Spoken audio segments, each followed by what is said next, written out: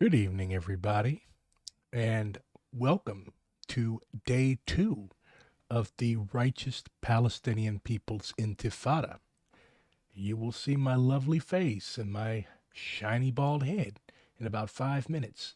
In the meantime, let's prepare ourselves for our movie night by remembering the 1961 massacre of Algerians in the heart of Paris. To ask yourself, why do people in Africa hate France so much? We have to remember what France did. So that's the purpose of tonight. And of course, I'm going to update you if you work a factory job like a good proletarian and you don't have time to play on Twitter and catch the news like I do because I'm privileged and I have a sit-down job. I'm going to update you on what happened in Palestine today.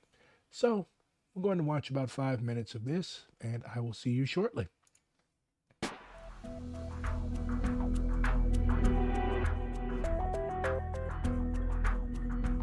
All of a sudden, the riot police started shooting. I can still see it now. The men in front of us being shot down.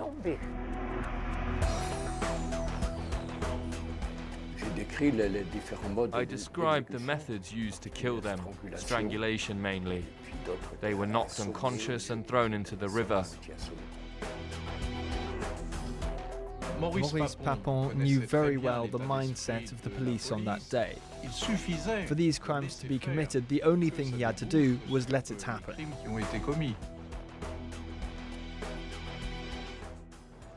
Hello and welcome to France in Focus. I'm Haxi Myers-Belkin.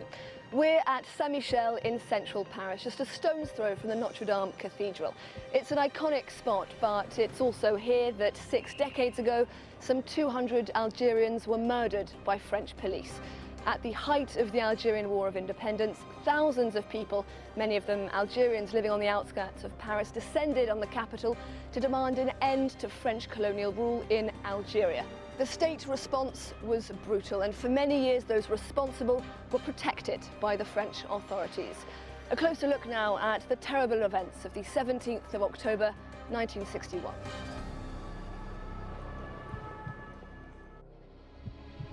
Early October 1961, in the midst of the Algerian War of Independence, Maurice Papon, chief of police for Paris and its surrounding suburbs, announces a new curfew for those designated at the time as French Muslims of Algeria. His justification? A wave of bombings against French police carried out by the armed wing of Algeria's National Liberation Front. To protest the curfew, the NFL called out men, women and children for a peaceful protest in Paris on October 17th. Despite police efforts to lock down the city, an estimated 20 to 40,000 people answered the call. They were met by 7,000 regular officers and 1,400 riot police. Security forces opened fire on protesters, bludgeoned them, and even threw some into the Seine. It started with a raid.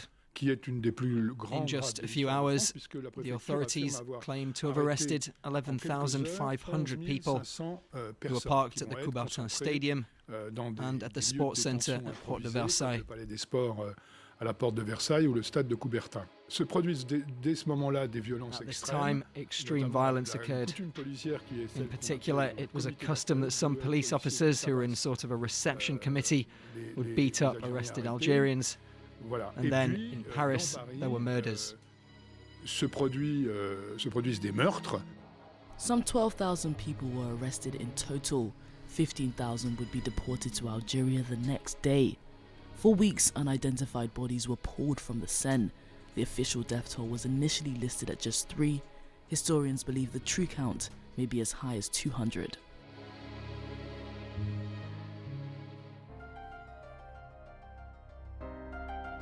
The following year, in March 1962, Algeria won its independence. But for decades afterwards, France continued to deny that what happened here was a massacre, while books and articles denouncing the horror of that day were censored. It wasn't until 1998 that a court ruled on the guilt of the French state. We may never know how many Franco-Algerians were murdered in Paris on the night of October 17, 1961. Dozens of bodies were found in the Seine River, but many of the files documenting their deaths were reportedly destroyed. Police Prefect Maurice Papon said 2 protesters were killed and not by police. That was the story printed in French newspapers. Yet many had witnessed the killings. Pictures showed the bodies and blood, but authorities censored the press. Many newspapers refused. France News told me, "Your pictures are amazing, but we can't print that. Our paper would be seized." I told them, that's what a newspaper should do. The French section of the Algerian National Liberation Front printed a magazine denouncing the killings. And 1 or 2 French newspapers mentioned the massacre, with some police officers coming forward. But authorities convinced others that whatever happened came in a context, the war in Algeria, and what they called Algerian terrorism. This, although the protesters were unarmed. Dans les années 80, Paresse. In the 1980s, Maurice Papon gave the same old version of events. He said the Algerian National Liberation Front was a terrorist group and that the state had to be defended. They claimed the protesters were armed. That's what they said on the night of October 17th. These files were archived in the Paris courthouse. They list the victims pulled out of the river. The letters NL mean no one was investigated in these murders.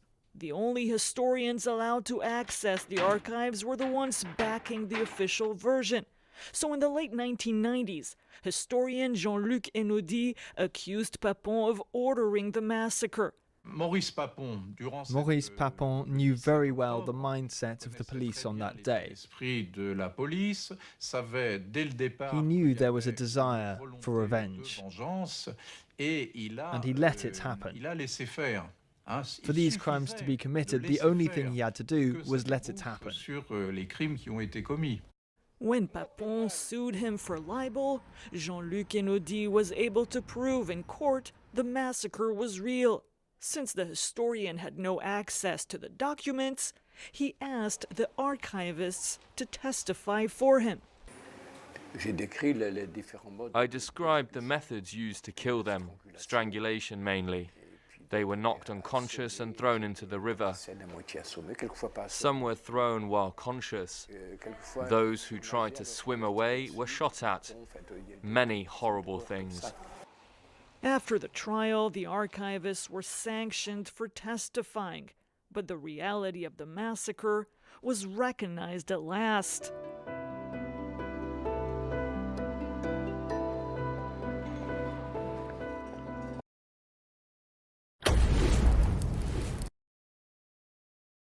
Hello, hello. It's your favorite insomniac, monarchist, DSA revisionist, whatever the fuck you want to call me. Regardless, big things going on tonight. It's day 2 of the Intifada, and we're watching Battle of Algiers. Why are we watching the Battle of Algiers? Because people read books, yes? They read Fanon. They read Huey.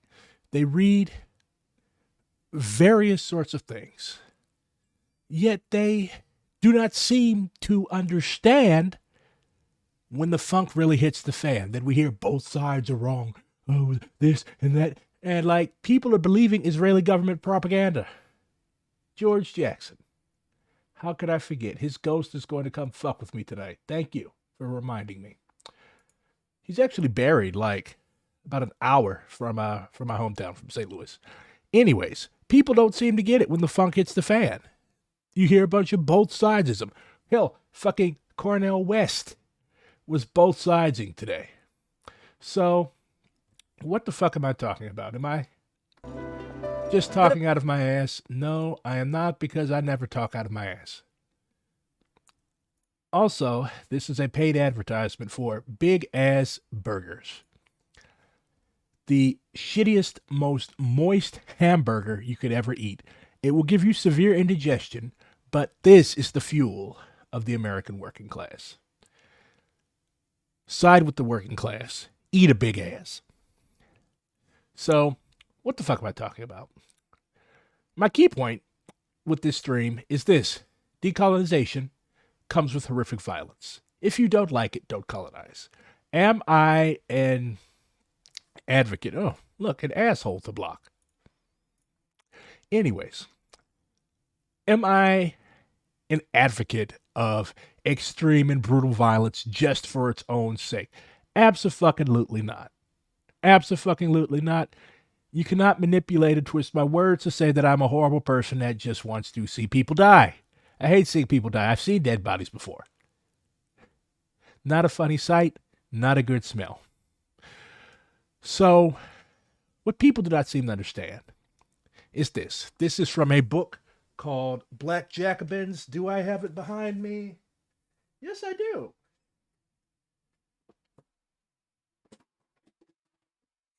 You didn't see that. Black Jacobins. Get it, read it, memorize it, love it. This is the decolonial Quran. Well, actually, Wretched of the Earth is the decolonial Quran. Anyways, C.L.R. James says in this book, the slaves destroyed tirelessly. Like the peasants in the Johari or the Luddite wreckers, they were seeking their salvation in the most obvious way. The destruction of what they knew was the cause of their sufferings, and if they destroyed much, it was because they had suffered much. I repeat, if they destroyed much, it was because they had suffered much. They knew that as long as those plantations stood, their lot would be to labor on them until they dropped. The only thing was to destroy them. From their masters, they had known rape, torture, degradation, and at the slightest provocation, death. They returned in kind. For 2 centuries, the higher civilization had shown them what power was used for wreaking your will on those whom you controlled. Now that they held power, they did as they had been taught. In the frenzy of the first encounters, they killed all, yet they spared the priests whom they feared and the surgeons who had been kind to them. Vengeance, vengeance was their war cry, and one of them carried a white child on a pike as a standard. Grody. And yet they were surprisingly moderate. Then and afterwards, far more humane than their masters had been or would ever be to them. They did not maintain this revengeful spirit for long. So, that's the key point. That's what I'm building this stream around. You cannot, both sides, a struggle to the death. Because that's what the Israel-Palestine situation is, a struggle to the death. Blow for blow, eye for eye, tooth for tooth. You take one of ours, we take one of yours. Matter of fact, we're going to take 5 of yours. And people don't understand that point because they've never been through this shit.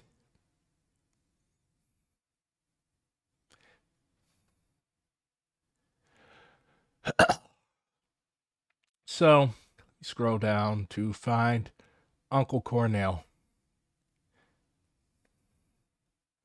God damn, I am terminally online. I post too much on Twitter. Thank you for that. This is a hilarious picture. Like, she's just fucking chilling.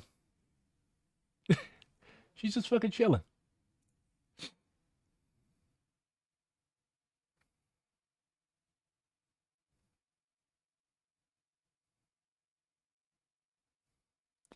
This is also a key point. If you don't follow Joshua Mofawad Paul, very good comrades. And I also recommend you read his books, The Communist Necessity, Politics and Command, A Taxonomy of Economism, and The Communist Necessity. Those are probably the 3 most well-known books that he's written, and all 3 of them are good. And, yeah, just plugging them. Israeli settlements in the occupied territories are armed garrisons, precisely like the early settlements of conquest in the U.S. and Canada. They are not civilians in a normal sense of the word, but paramilitary forces. They even see themselves in that way. So when you're talking about, oh, he's poor, innocent civilians, like, no. Israel is a heavily armed state. It's basically the America of the Middle East. Everybody got guns. Everybody used guns. You look at these settlers in these settlements, they're patrolling with fucking ARs strapped to their back. Okay, like these are not like your fucking innocent gardening grandma, okay? Like these are dangerous fucking people. Do you think the Palestinian fighters will retreat because they don't have the support to hold new territories and they do random attacks when Israel comes back? I'm not a military strategist, but yeah, that's probably what they're going to do. The Palestinian fighters are not dumb, and we should trust them and trust the process. No, let's find goofy Uncle Cornell. Here we go.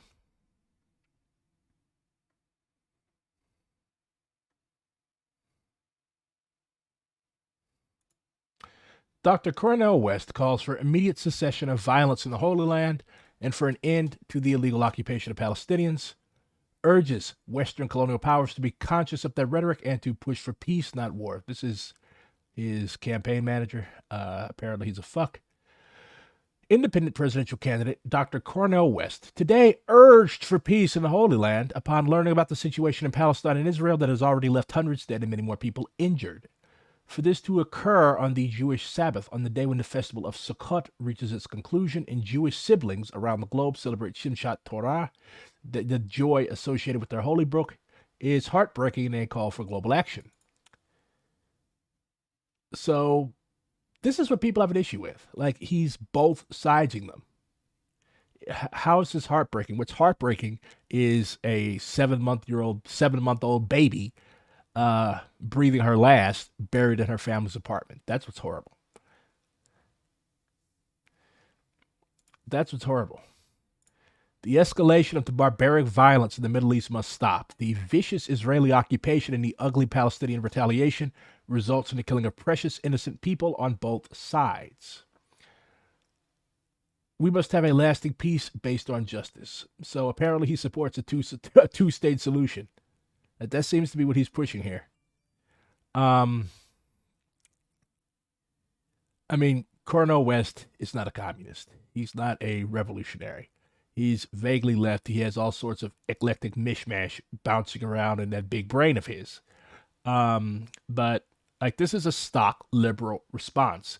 They decry all violence, yet they lose track of the primary contradiction, the primary issue. The fact that these people are fucking occupied. They have nothing to lose. And the primary contradiction is the fact that Israel continues to eat up more and more and more of their land. So you've got Bibi Netanyahu like telling people to leave your homes. We're going to punish Hamas. Okay, where the fuck are they going to go? Are they supposed to illegally immigrate to Egypt? Are they supposed to jump into the ocean? Are they supposed to try to cross Israel and end up in Syria or some other place, a refugee camp in Jordan? These people have the right to their land. That's what they're fighting for. That's what they have been fighting for since 1948. And they will be victorious, inevitably. Jimmy Sore playing dumb on Palestine-Israel conflict in a big mainstream pod.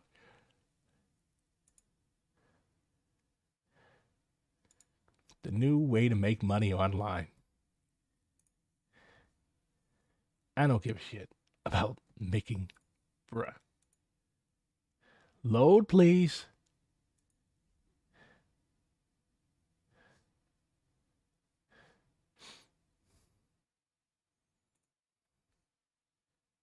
Oh. It's probably because I have that. There we go. I say we start off with Israel and Palestine. I mean, this literally just happened.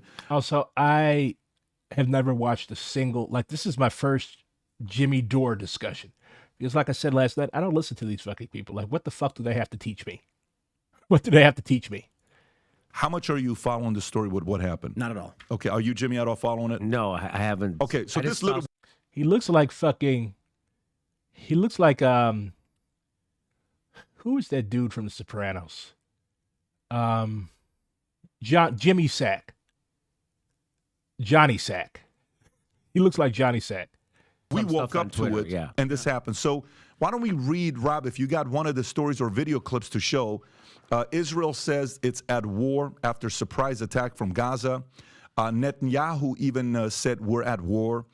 All old white men look like corpses to me. Did you say last week Hamas attacked Israel, 200 Israelis? Hamas is claiming that Last week alone, 200 Palestinians were killed, and this is... So who is this asshole sitting up here dressed like Dracula, like he's going to some type of nasty sex pervert goth rave? Who is this guy? Like I said, I don't watch these fucking people. I see Candace Owens has signed the fucking locker behind him. This is one of their payback attacks. But they planned it on, it's a holiday. It's a Jewish holiday today, isn't it, Adam? Well, here's what's going on. Last week was Yom Kippur, which is the holiest day on the Jewish calendar. It's the Day of Atonement, and this attack took place, talk about symbolism, on the 50th day of the anniversary. What is that pin he's wearing? That looks like a Nazi fascist type pin. Of the Yom Kippur War, which was in 1973. So do you want to get into some of the details? Yeah, okay, go for it. Well, coinciding sort of with all this, I don't know how closely you guys pay attention to Israeli politics. It's not exactly I wake up and read Israeli politics, but I was just there. I took my mom for her first time in 30 years. And okay, so this guy has ties to Israel. I can already tell this is going to be some bullshit. She lived on a kibbutz back in the day. I went for a wedding.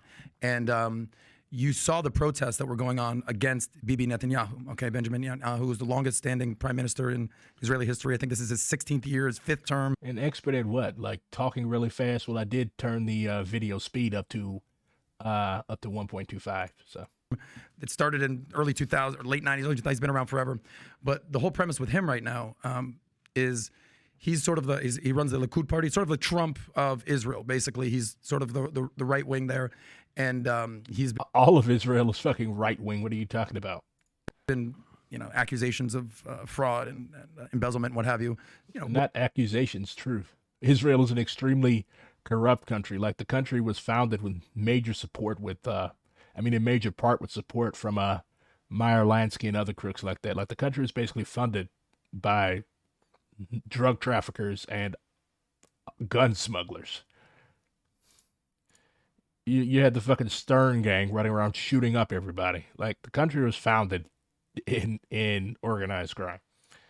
Whether that's right or wrong, that's the sort of what's going on. But where he's come under heat lately is because he's basically trying to reform the Supreme Court because he feels they're too liberal. So the platform that he's been running on is that he's the guy that's going to make Israel safe. Okay, there's no doubt that whether you're left and right, because you go to Tel Aviv, it's very, very left, like LGBT.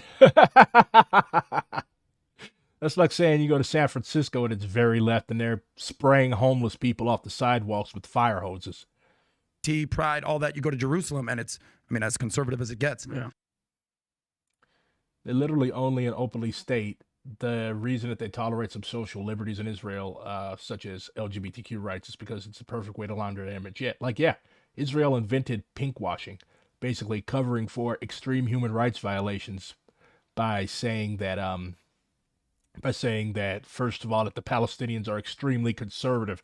I've actually seen a couple MAGA so-called communist assholes pushing this line, and that, we're the only progressive force in the Middle East. But which is a lie. But yeah, and a lot of naive and gullible or just outright malignant American liberals fall for that image. Like, if Israel falls, there'll be no progressive democracy in the Middle East. Like, I've literally had people say that to me. But yeah, Israel invented pinkwashing. They have a gay pride parade in Tel Aviv. Whoop-de-fucking-do. They have gay pride parades in the United States, and gay people and queer people are still being massacred and having our rights taken away from us. Side point, have I listened to Blowback? I've had a lot of people recommend that to me, but I'm not a big podcast guy. I read books. Because I have a very big head and a very big brain, and I would like to stuff all of the knowledge from all of the books into my brain. But I'll give it a listen. I might start listening to it at work tomorrow. So he's trying to reform.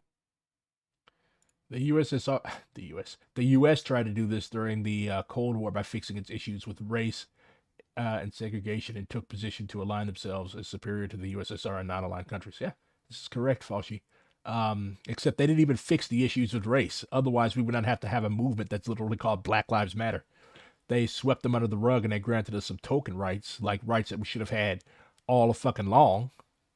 But they didn't even succeed in doing that. As a matter of fact, a lot of people would make the argument that desegregation made things worse because it broke up the unity of the black community and fragmented us. We were already kind of fragmented along class lines, but it took a certain talented tenth of us, as W.B. Du Bois would say, and aligned it with white supremacy. Like under segregation, like we were black first.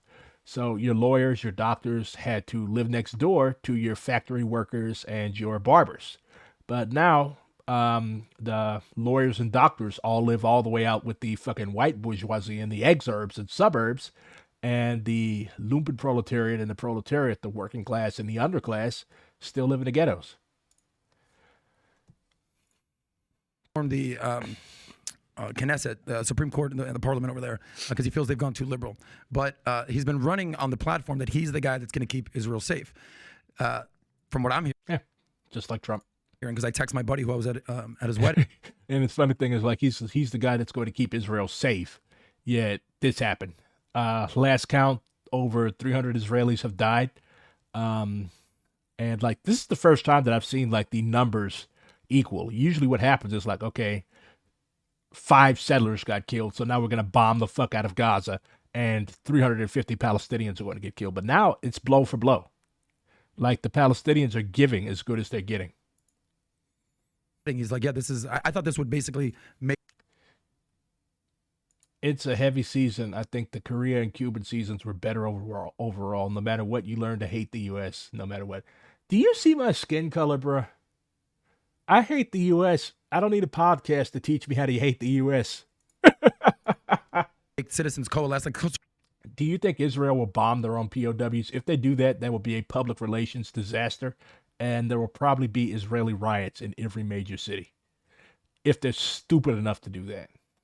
But a desperate person will do anything. Like, they need a win. Sort of how like 9/11 happened here, and like didn't matter if you were Republican or Democrat. I said, "What's your take on this?" And he's not a Bibi Netanyahu fan. I said, "Will this make you appreciate him more?" Right? He goes, "No, it's the exact opposite because the entire platform he ran on was not a good look for." This guy is making my dick hurt.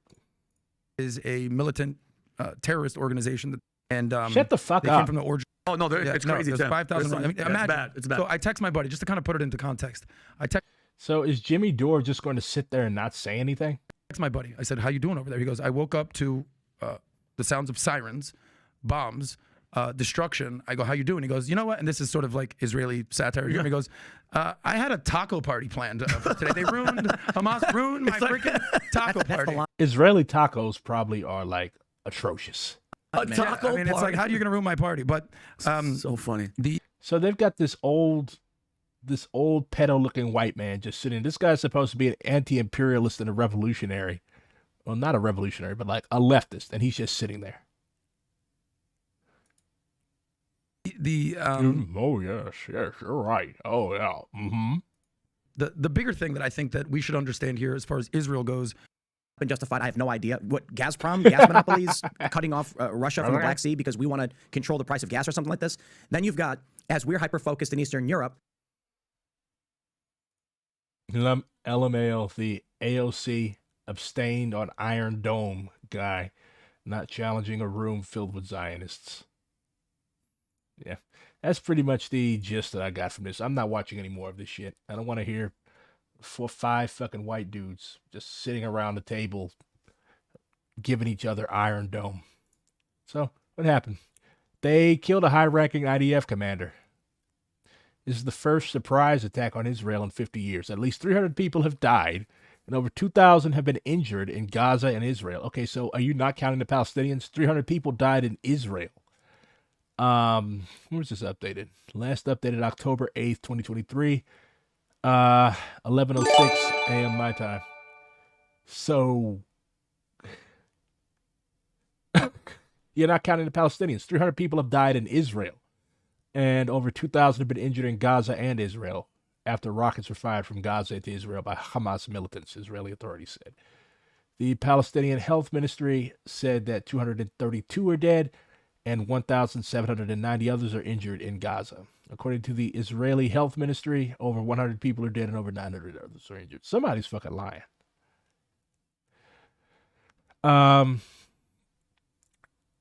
Israel cut off, they always do this before they bomb or during their bombing. They suspend the supply of electricity, fuel, and goods to the Gaza Strip. Okay, so this is supposed to be like an autonomous zone, and you're cutting off. Like, imagine having a foreign country that hates you and would love nothing more than to just swoop in and take the rest of your territory over.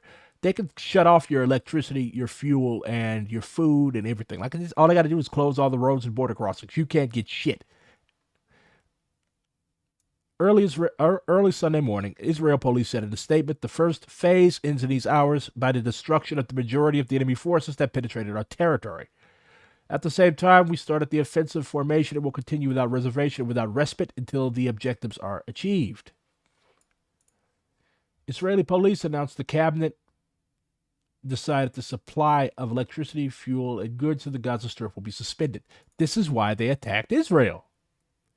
Schumer, useless Senate Majority Leader Chuck Schumer, spoke with top officials from the CIA, which was essential in the creation of Israel, and the State Department during a briefing on the situation in Israel, where during the period when Israel was being created, it was actually called the OSS.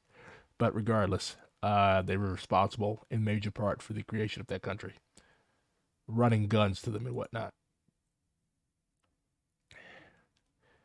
FAA urges U.S. airlines to use caution in Israeli airspace. Panic at Israeli music festival. Why you would hold a music festival on the border of a place that your country is trying to invade and destroy? I don't know. They already invaded, now they're trying to destroy it. I don't fucking know. These be the hubris of these people. Now they're complaining about Iran. They freed 50 Israeli hostages. They're being held in the dining hall of Kibbutz Be'eri in southern Israel, though the situation has been neutralized. The FBI and the Department of Homeland Security have issued a public safety notification to law enforcement around the U.S., urging them to remain vigilant and report any suspicious activity in the midst of the ongoing situation in Israel. Colonel Jonathan Steinberg, 42, the commander of the Nahal Brigade, was killed during a confrontation with Hamas. Rest in peace. So, it's pretty much the same shit over and over. Israeli ambassador to the U.S. calls attacks war crimes. The fucking chutzpah.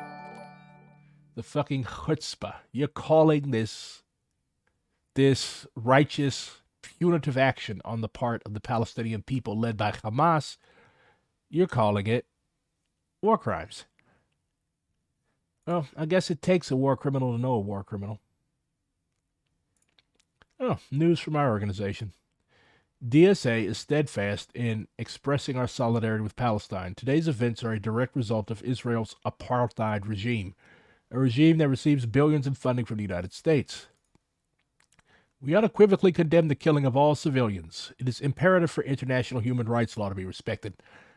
But we cannot forget that the Israeli state has systematically denied Palestinians the right to self-determination for decades. Okay, this should have never made it into the statement. This was not unprovoked. There, for over 60 years, Palestinians have faced ethnic cleansing, torture, bombings, and housing demolitions. Gaza is still under a blockade. The Not on Our Dime coalition campaign, advanced by New York City DSA member and New York Assembly member Zoran K. Mamdani, provides an effective model for pressuring elected officials to stop providing financial support to the Israeli state. Take to the streets to join a protest for peace and against funding the Israeli state. Find out what actions local DSA and YDSA, Young DSA chapters are taking, and join in. But yeah, decent statement.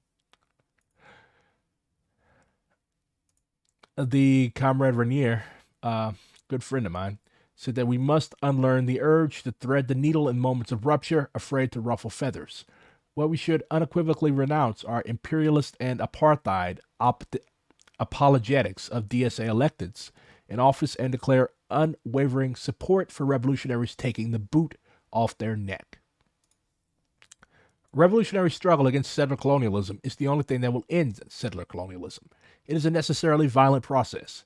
May the Palestinian revolutionaries know that we support them in their struggle for liberation by whatever means they deem necessary. Yeah. Good response, Rainier.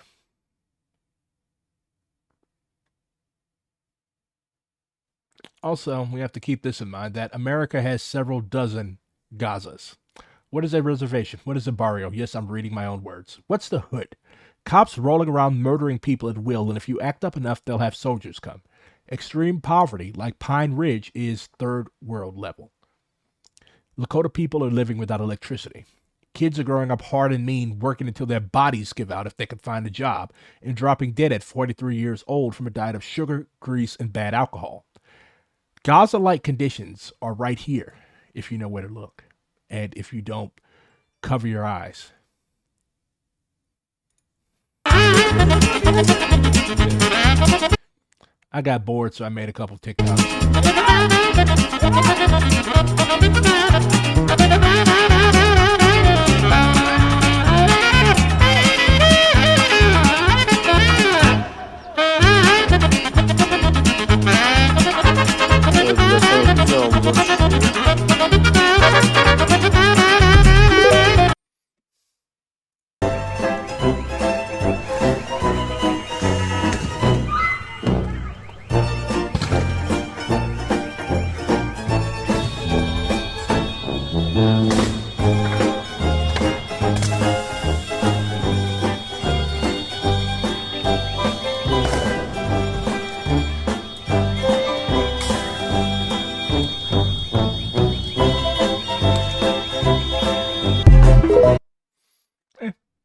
I don't spend as much time on TikTok as I do on Twitter or as I do on YouTube or Twitch, of course. But yeah, this asshole, Richie Torres, he despises DSA, and he says that the New York City DSA is planning to hold a rally tomorrow glorifying the terrorism of Hamas as resistance. Never mind the hundreds of Israeli civilians and children who have been murdered, wounded, abducted, and terrorized. I don't think that the Palestinians have killed any kids. And JMP already put the lie to that myth about civilians. These are armed settlers. The NYC DSA is revealing itself for what it truly is, an anti-Semitic stain on the soul of America's largest city.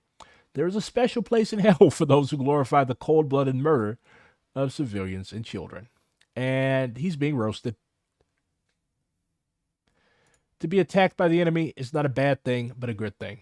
That's Mao himself. So, yeah, if you're in NYC, tomorrow, October 8th, 1 o'clock p.m., Times Square, be there in solidarity with the Palestinian people and their right to resist 75 years of occupation and apartheid. Free Palestine. So, yeah, if you're in New York City, go. Rolling down the street, Intifada, hanging out with Hamas. I designed a new logo for people of my tendency that are in DSA. This is DSA's sort of mascot. It's a little rose. Their name, they are apparently androgynous, is Bud. And I gave Bud a little gun, gave him a little hat, gave him Maoist hammer and sickle. So, we have somebody to rep. Palestinians are putting Israeli soldiers for sale on Amazon. This is Middle East Observer. I was on them yesterday.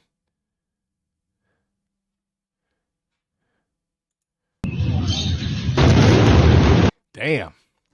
Yeah. Bombings.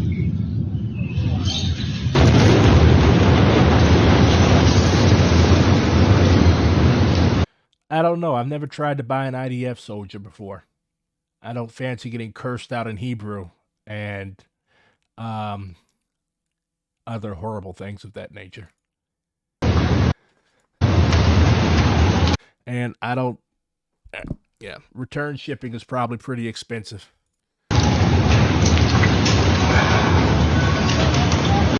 Yeah. Airstrikes, airstrikes, airstrikes for days.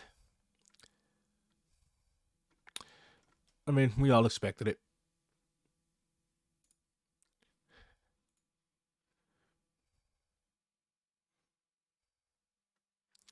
This, I was actually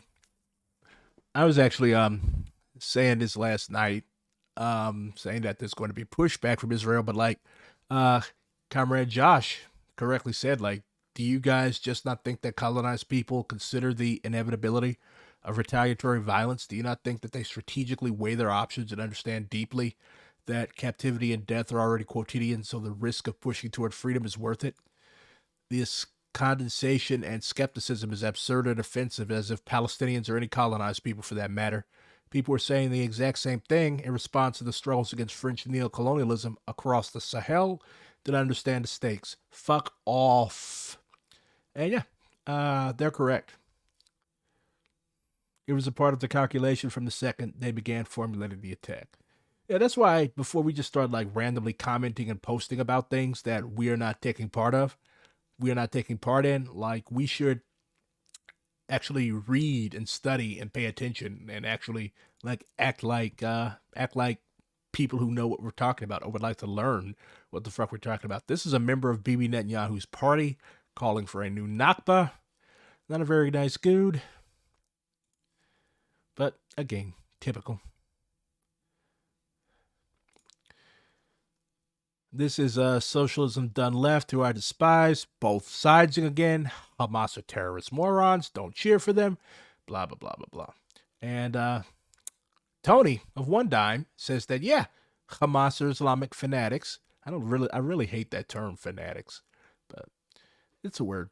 But what you don't understand is that the strategy of the Palestinian resistance is not to defeat the Israeli army or win the hearts of whites. It is to drive the settlers out of occupied Palestine, and that has been happening at a rapid pace.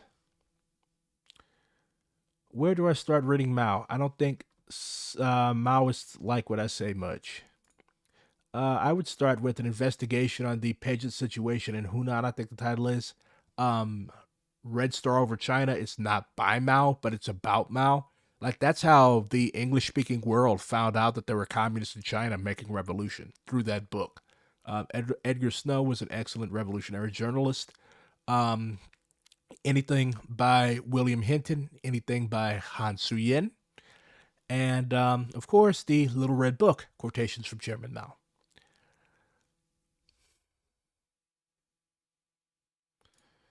And I also encourage black people to look out for people both sidesing this. They'll do the same for us when it's our turn. When the funk hits the fan and there's blood on the ground, we'll find out how much that Black Lives Matter and all power to the people means to them, just like we're finding out how much that Palestinian flag means. Little Red Book is a cliche answer, but it is very, very decent if approached right. Yeah, don't view it as a talisman. And people were talking about like, hey, some people were born in Israel. That's true. I made a response to that. You were born in Israel, Australia, America, or Canada. You know no other home. Your grandparents did. They might have came from Poland or Russia, fleeing horrific violence. But you don't. You have no other home. You've got two choices. Like, nobody's literally saying that you should no longer exist on this mortal plane, because we're not genocide supporters. But you've got two choices, because the people that your ancestors stole the land from are going to take it back sooner or later. You can either latch yourself onto a system that is unsustainable and commit evil deeds to try and buy yourself some respite. This never works, as it boosts the people's rage, and you will one day end up on the wrong end of a machete, a gun, or another deadly device, and you will go down with the old way. Or you can realize, yeah, this is fucked, and work with the people against the unjust place where you were born and whose unjust benefits you reap. This second option is always the hardest, because it requires exposing yourself to vicious hatred from old friends, neighbors, and co-workers. But what is a short, soft life secured by a rifle, screaming children, and elders cursing your very existence, and blood money to standing side by side with the people in liberation as a comrade? So you can collaborate with the Righteous People's Movement, or you can perish. Prachanda is a fuck, and he says that he unequivocally condemns the terrorist attack in Israel this morning. 9 Nepalis have been reportedly injured. Apparently, people in Israel use people from South Asia for domestic labor a lot. That's why they're there. Like, this is a pretty big thing in the Middle East. Like, there's a lot of Indians and Filipinos and Nepalis in Saudi Arabia and Dubai as well. because the rich Gulf Arabs used him to do their grunt work. So, yeah, he's a fuck. But the Palestinian movement has decided to unite the entire left, hoping that they continue to raffle stomp their enemies and the enemies of the people of the whole world, the Zionist state. So, the Battle of Algiers. This movie was like, you had to watch this movie if you were around in the 60s. You had to. Like, you had to. So, since none of us were around in the 60s, because 70-year-old people are not on Twitch, we're going to learn why people in the 60s thought this was so dope, and we're going to connect this to the decolonization movement that's taking place today. So this film is about the struggle of the Algerian people to liberate themselves from the Pieds Noirs, the French colonizers. It's literally one of the only non-fascist movies in existence. I don't know. The Soviet Union had an entire movie industry.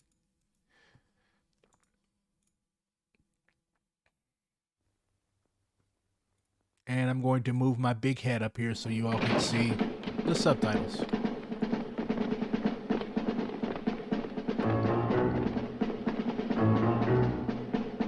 I love this 60s spy music. Dun, dun, dun, dun, dun, dun.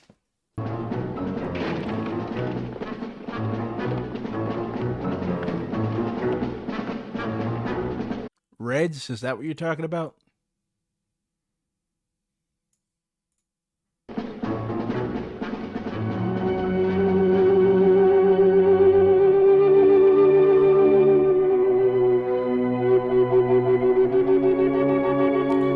Remember when Fanon said that the natives' town is a dirty town and the Europeans' town is a clean town?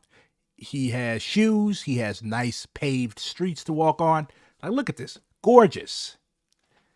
But we're going to see what the Kasbah looked like. The Kasbah was where all of the indigenous people, the Berbers and the Arabs, were forced to live. This is a fucking cramp. I've been cramping like a motherfucker. I don't know why. I need to drink more water. Anyways.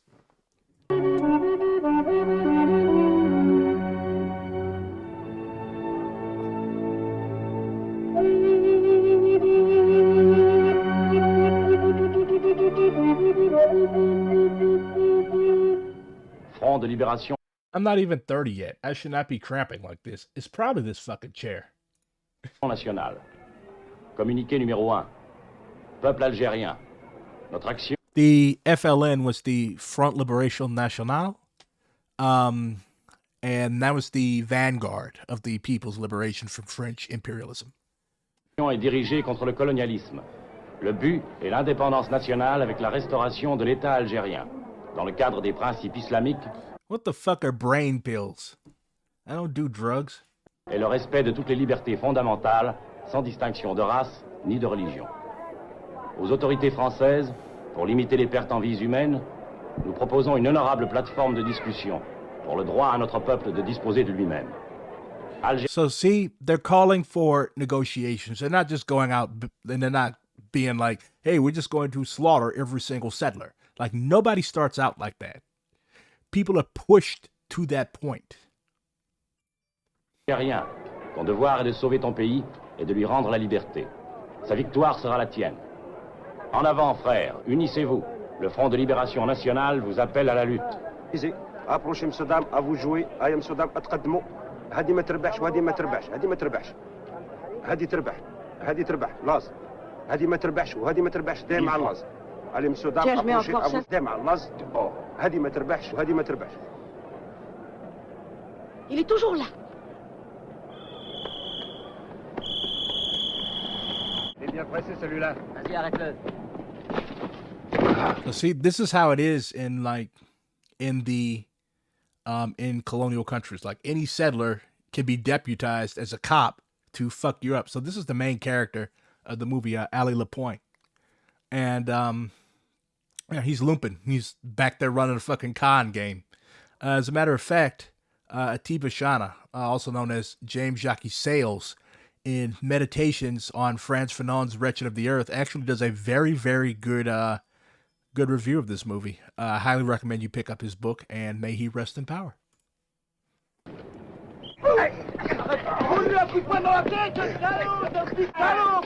So, look, they tripped this dude. Now they're getting ready to beat the shit out of him for no reason at all. Settlers are violent people, and this happens in Israel all the time. Like, they literally get off on just driving around shooting at Palestinians. Amar Ali, Ali Lapointe, né le 15 janvier 1930 à Miliana, analphabète. Profession, manœuvre, maçon, boxeur, actuellement sans travail. Situation militaire, insoumis. Why the fuck? First of all, how the fuck do you drive 900 miles in 4 hours? What method of conveyance were you using, and why? Are you a truck driver or something? 1942, tribunal pour mineurs d'Alger. 1 an de maison de redressement pour acte de vandalisme. 1944, tribunal pour mineurs d'Oran. 2 ans de maison de redressement pour cause de désordre public. 1949, tribunal d'Alger.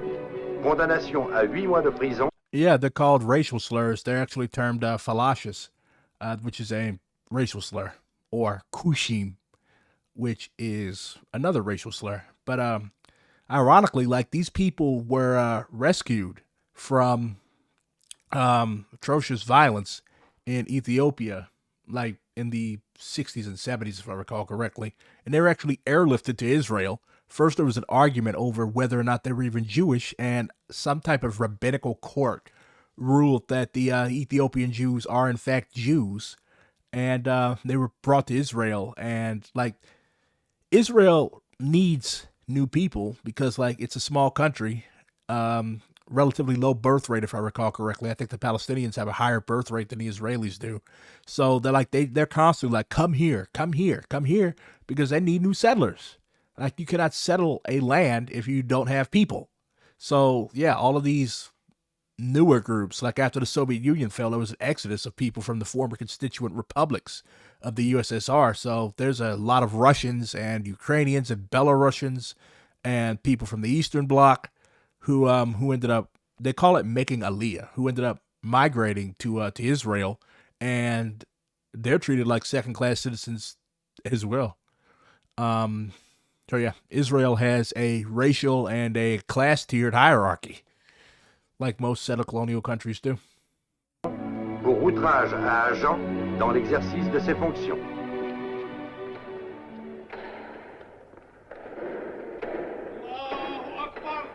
الله أكبر.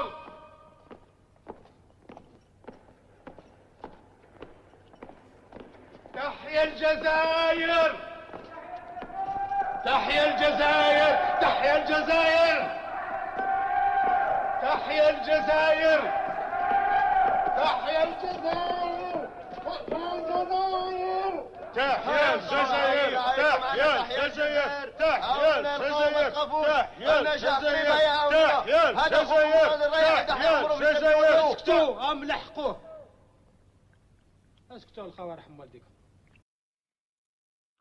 Lots of Israelis still refuse to accept the Ethiopians as Jews notion because it undermines the ethno-state part of their project.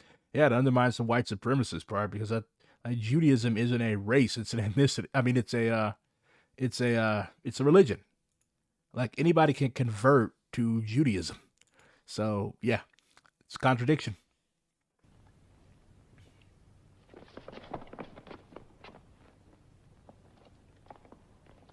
Except in the case of the Ethiopians, they didn't even convert. Like, they've been Jewish for thousands of years.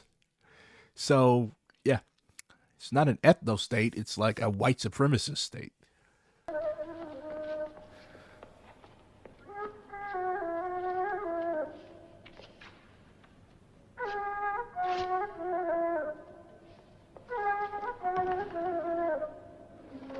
They get ready to cut this guy's head off on the guillotine.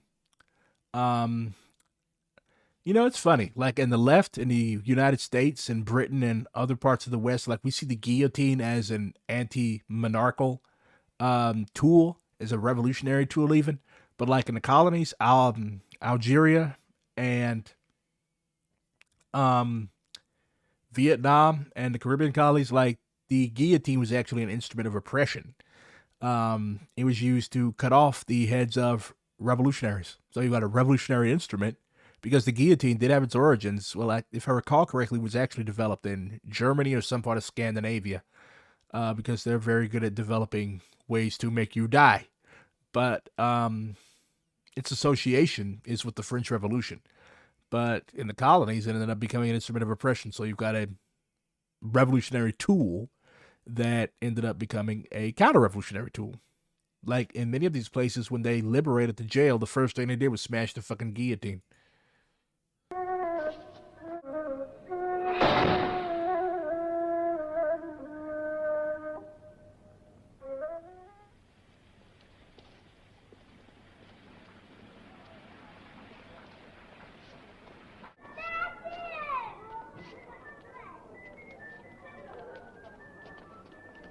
هيا روح زيد فيه. بعد عندهم وجوه واحد يضحك واحد يبكي. تو اللي بعتوك. ايه انا اللي بعتوني. ها. احبس. هيا. هاي لهنا. تعرف تقرا؟ نعرف. شد. Keep in mind, this guy is illiterate. It also raises points about the role of the lumpenproletariat, the sort of criminal, underemployed, or even unemployed people in the revolutionary movement. Like Fanon's point, and this point was also echoed by Huey P. Newton, was that like if you don't organize the lumpenproletariat, now this is by no means a call to let the lumpenproletariat run your party, because that's how you end up with the fucking gang, and we don't want gangs. But like, if you don't organize these people and give them work to do and take advantage of their unique set of skills, because who better to help develop and advance in a legal revolution than people who are skilled at doing illegal things as a matter of survival? If you don't do that, then the bourgeoisie is going to use those skills against you. Like the lumpen can either be your best revolutionaries or they can be your worst enemies because they're receiving money for it. Sakai released a book a couple years ago. It's called Mauzy's Revolutionary Laboratory. Well, it's actually two books in one. Mauzy's Revolutionary Laboratory and The Dangerous Class. So, might do a stream on it one day, but I'd have to reread it. Un café mort dans la Casbah. Le propriétaire s'appelle Merabi. C'est l'indicateur de la police. Tous les jours, à 5 heures précises, à l'agent de police vient le voir. Il reste quelques minutes, le temps d'échanger quelques mots sous prétexte de boire une tasse de café, après quoi il sort. Tu dois tuer l'agent. ماشي مغربي. لا police. صحة. Tu ne peux pas te tromper. Tout près du café mort, il y aura une jeune fille avec un panier. Vous suivrez l'agent ensemble. Au moment opportun, elle te donnera le revolver. Tu dois seulement tirer. Look at the Bolsheviks. They literally got their funds at the start by robbing trains and doing lumpenproletarian shit. Yeah, and the Chinese Communist Party literally grew opium poppies and manufactured opium to sell to the Kuomintang, who then went on to sell it to the Japanese and the Americans. I mean, you got to do what you got to do. Morals don't keep you fed. The National Liberation Front, also known as the Viet Cong, if I recall correctly, they also sold opium and heroin and other drugs to American soldiers. So like you've got a double-edged sword. You're making money and you are weakening your enemy through drug addiction. The CIA got them back though. Well, got the Russians back by getting pretty much every Russian soldier in Afghanistan addicted to heroin.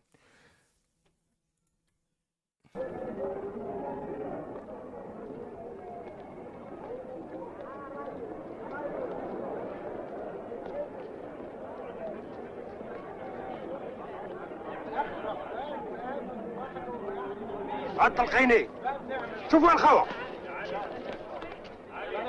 الو صافا على تروي شوفوا الخوة النظام الشامل الخبز. See, he's already fucking up. His orders were to get the gun and shoot the cop. Why the fuck why are you giving a fucking speech? Do as you're told. That's important in the revolutionary movement. You're offering chances, many chances for people to intervene. Why was Hamas able to surprise Israel? Because who the fuck is Brenner? Now you made me lose my train of thought. Damn you. Brezhnev. Brezhnev was during the Brezhnev was in power for a long time. I think he died in 80. But Brezhnev was running the Soviet Union when the country was invaded, when Afghanistan was invaded. Brezhnev took over from Khrushchev. So Brezhnev ran the USSR from 1964 all the way up until the early 80s. But going back to what I was saying, Hamas was able to surprise the Israelis because their cadres and their fighters followed orders. They used couriers, like old school methods, handwritten letters, and landline telephones, if I recall correctly. So we need to pay attention to that. Don't do what this guy does, although he eventually becomes better. But like, when you're asked to do something, do it. Don't add your own extra spice into it, because that's when you fuck up, and that's when you put yourself at risk. But even more importantly, you put the entire collective at risk. شوفوا كشراشوا قدام السلاح.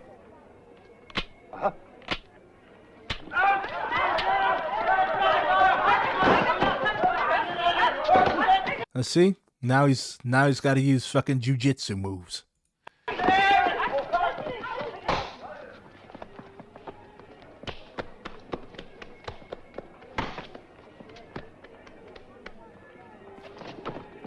They were testing him. They were testing him to see if he could be trusted to be in the movement, and he fucked it up.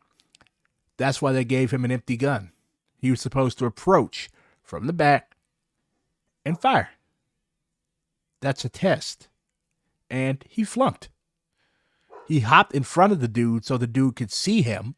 He didn't check the gun. He didn't even check the gun to see if it was loaded. And he just hops out in front, gives this stupid little speech. Well, it's not stupid. It was all right speech. And flunks his test. Now, what if that cop had actually got his gun out and killed him?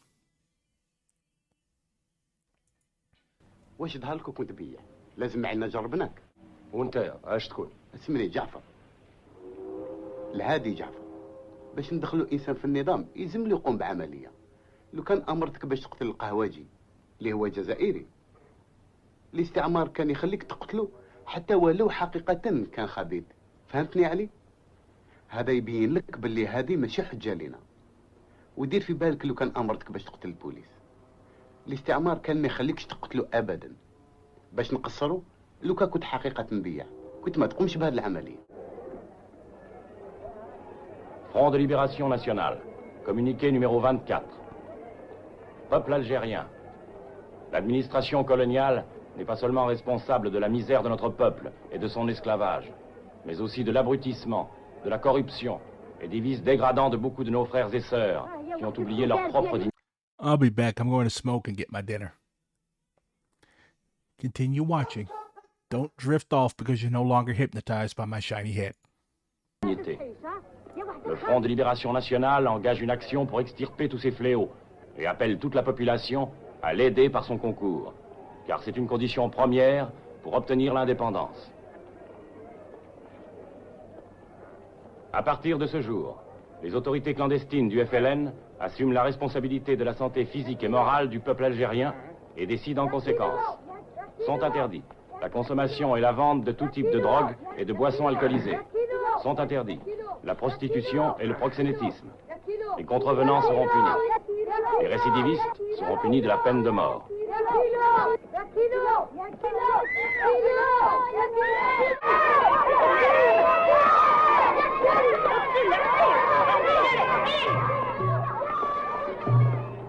ما شفتوش حسن البليدي قولوا له راني نحوس عليه. Ali, d'où viens-tu comme ça? حسن البليدي est là? Non, il est parti ce matin de très bonne heure. As-tu besoin de quelque chose? Je le cherche. Si tu le vois, dis-lui que j'ai besoin de lui.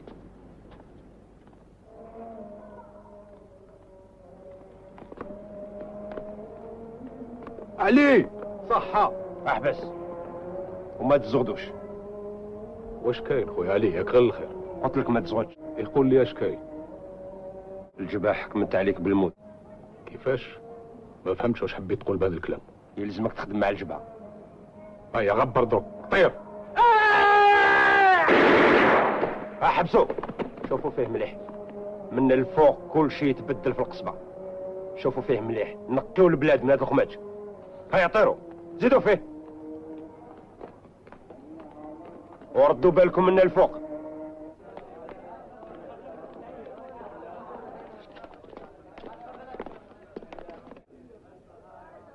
تفضلوا.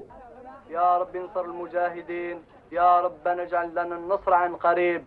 آمين آمين. تفضلوا تفضلوا. نتمناو اللي يجي نهار وين نحتفلوا بعد الزفاف ان شاء الله في بسط وانشراح. ما تنساوش اللي رانا في حرب ضد الاستعمار اللي بجنود قوية احتل واستعمر بلادنا مدة 130 سنة. وهذا الشيء اللي لازم السلطة الثورية تاخذ قرارات تتعلق بحياة المدنية نتاع الشعب الجزائري. وبهذا الزواج رانا قمنا بواجب وهو واجب حربي.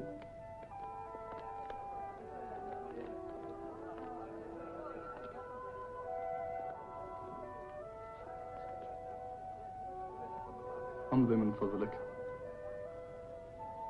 بارك الله فيك. وانتي الآن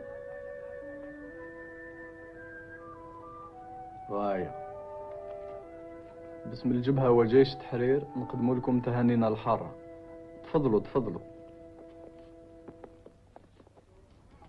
سبحان ربك سبحان ربك رب العزة عما يصفون وسلام على المرسلين.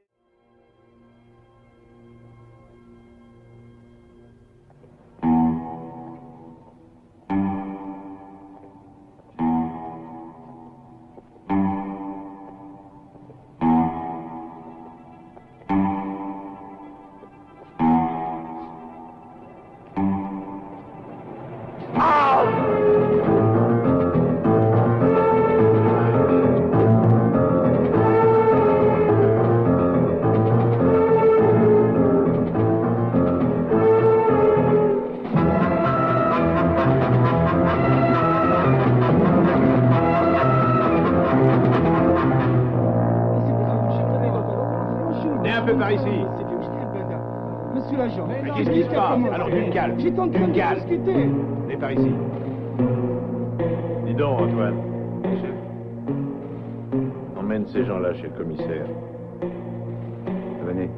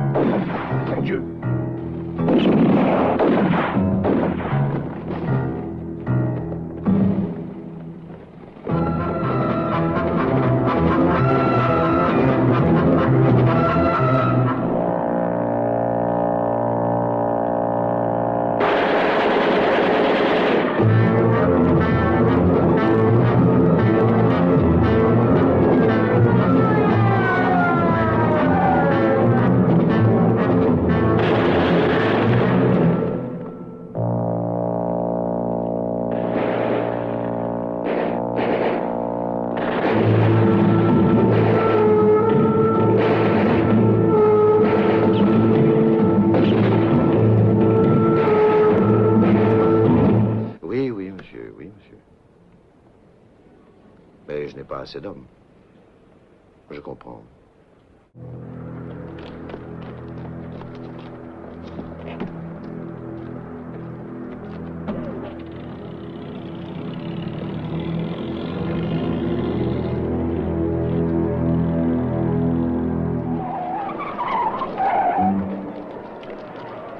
La préfecture d'Alger communique. Au cours de ces derniers jours, des dizaines et des dizaines d'attentats ont été commis dans la ville. Des preuves formelles permettent de retenir que les auteurs provenaient des quartiers musulmans et qu'à chaque fois, ils ont pu trouver refuge rapidement et sans difficulté dans les ruelles de ces quartiers. En conséquence, pour remédier sur le champ à l'insécurité qui règne dans la ville, le préfet d'Alger a pris la décision de faire boucler tous les quartiers arabes. Des barrages militaires permanents en contrôleront les voies d'accès. Les civils y présenteront leurs pièces d'identité et seront éventuellement fouillés. Pousse-toi. De toute manière, fallait pas le prendre au sérieux. Oui, mais avec lui, on ne sait D'ailleurs, il jamais. n'avait rien. That could literally be an Israeli checkpoint. Like, that's a key point of settler colonialism. Set up checkpoints. Inhibit the movement of the masses because you're afraid.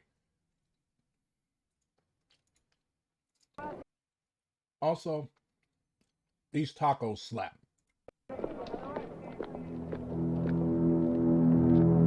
ما تلسنيش ما تلسنيش انا نقول لك ما تلسنيش يا واحد الكافر نحي يديك نحي يديك. Tu sais pas qu'il faut jamais toucher à une de leurs femmes?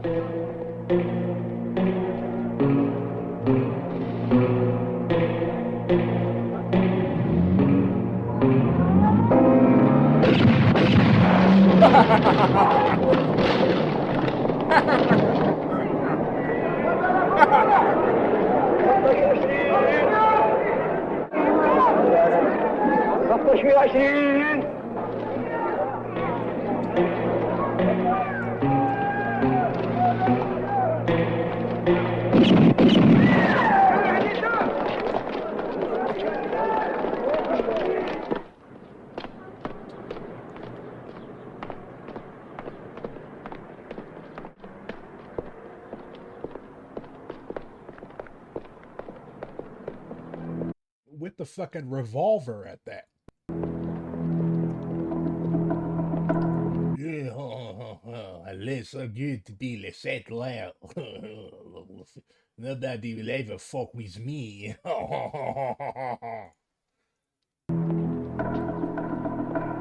Tu es encore là? Eh oui, sur mon chemin.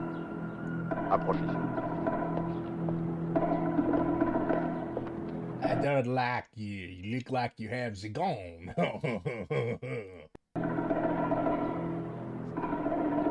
Allez, faut-moi le temps.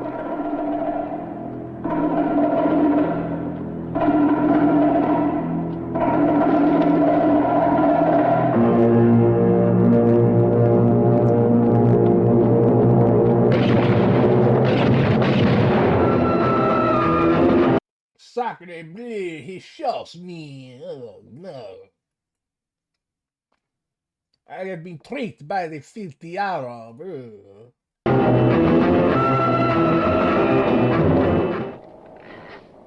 Alors, ça en fait combien aujourd'hui? 7 attentats, 3 morts. Voici pour monsieur le préfet, pour le service de presse, pour les archives et pour vous. Bon, merci. Bonsoir, Corbière. Bonsoir, monsieur le commissaire. Dites donc, Corbière. La rue de Thèbes, c'est où?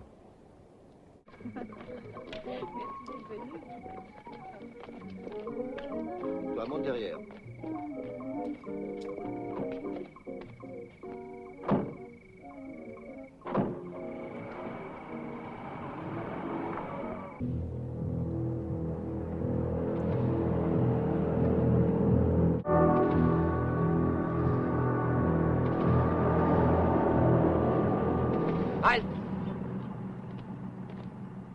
Bonsoir, messieurs. Bonsoir, est-ce qu'on peut passer? Trop tard. Le couvre-feu a déjà commencé. Laissez passer, il est avec moi. Bien, monsieur le commissaire, vous pouvez passer. Merci. Vas-y, arrête.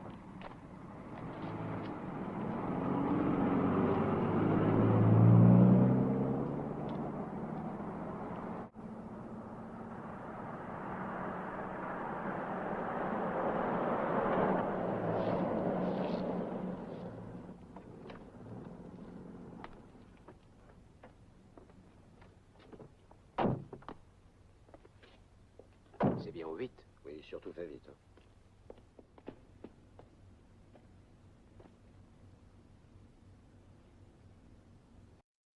What do we think he has in the package?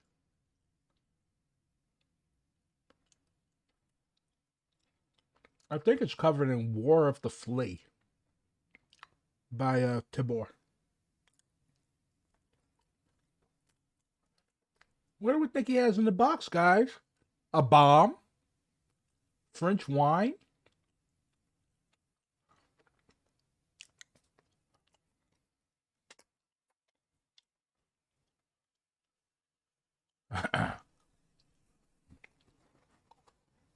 Nah, it's definitely a bomb.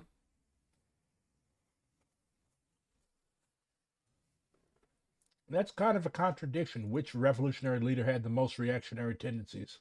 Revolutionary leaders don't have reactionary tendencies. Or if they do, they control them.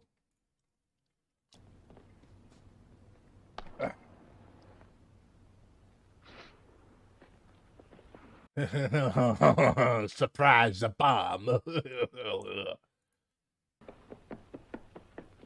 I'm really sneaky on you.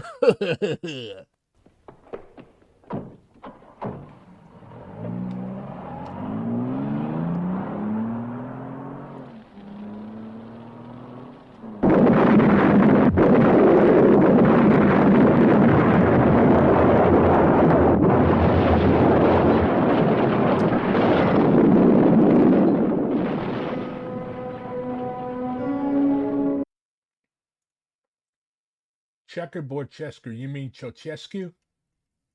Yeah, they called him America's favorite communist.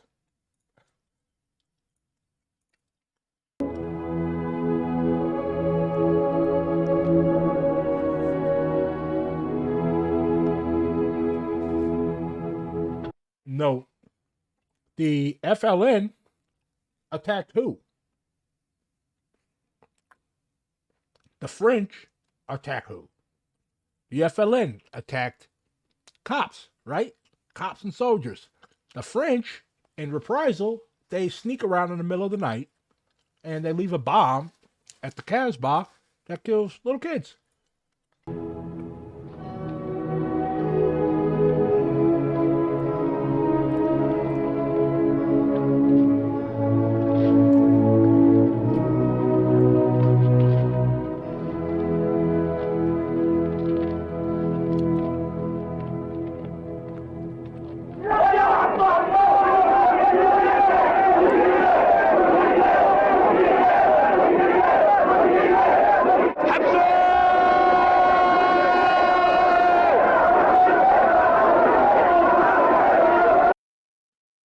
You're too loud. You disturb my nap.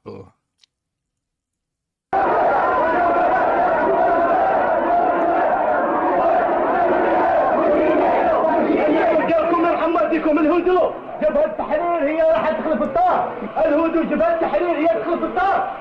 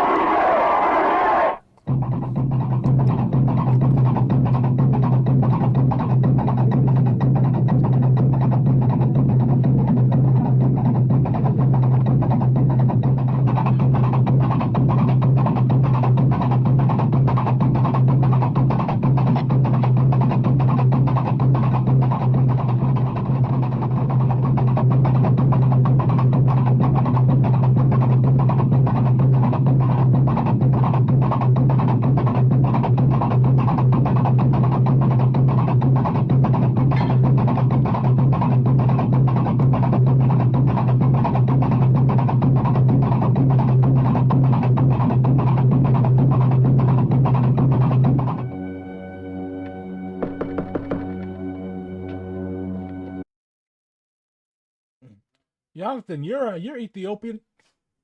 I met this Ethiopian dude. He was a clerk at a 7-Eleven, and he actually grew up under the Derg.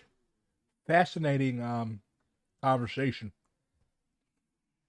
They shot his dad because I think he did something for Haile Selassie. Like he worked at the palace store or something, and dude hated Haile Selassie, but they took him out and they murdered him anyway. Fucked up shit.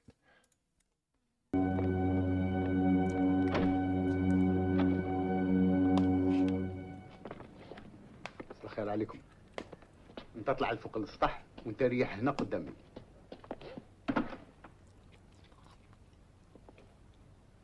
Ça va, monsieur? صافا. مليح. لا اسمع، ندي معايا يا وليدي، غير ما تخافش ندبر راسي. اما لا شوفي انت جوزي على البوست دو بلوك تاع لا ريدو ديفون. من تم الخرجه راهي سهله. ومن بعد نلحقي لخواتك.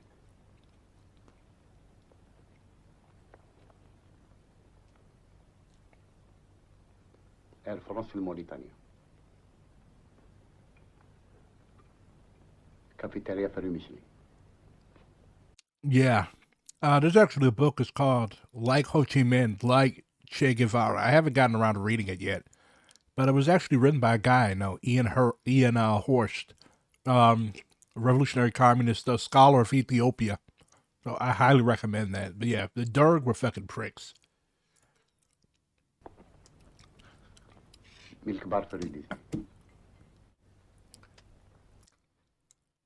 Ethiopian women are beautiful. Well, that certainly contributes to the development of the revolutionary movement. Fucking horn dog. ودق رحي بسلامة أختي. رحي بسلامة أختي. ربي يكون معاك ويسترك.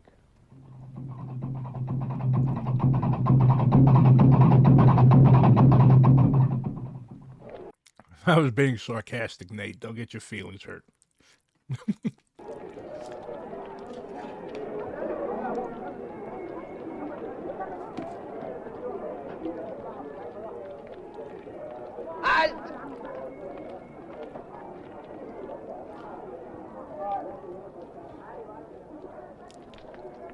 Allez.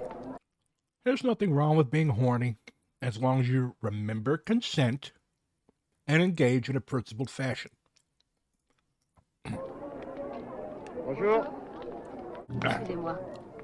Pardon, monsieur. Je peux passer, monsieur, s'il vous plaît? Je vous en prie. Merci beaucoup. Mademoiselle. Au revoir. S'il vous plaît.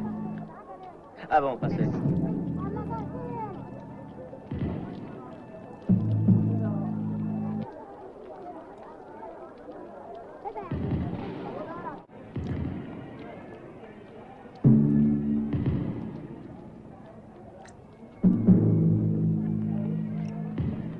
Ça va.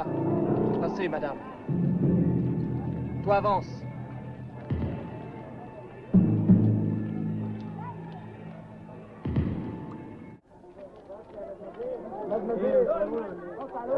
Vous allez à la plage, mademoiselle?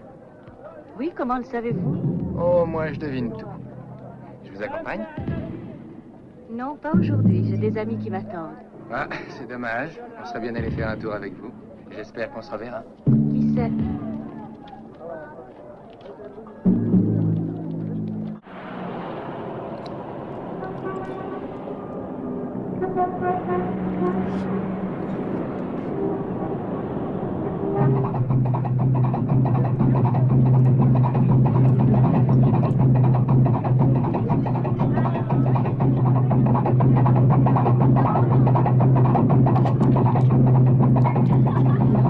C'est pour la... Oui, tout de suite, mademoiselle. Voulez-vous vous asseoir? Merci. Oui, je vous en prie. Voici, mademoiselle. Merci.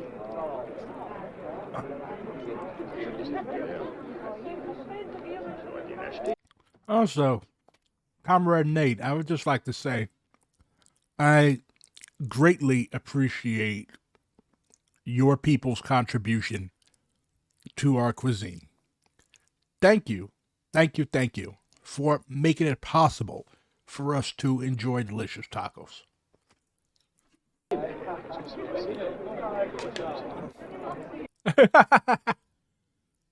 After the discotheque pops off, I'll go to sleep. So after everybody gets dead and it's downhill, I'm just going to go to bed.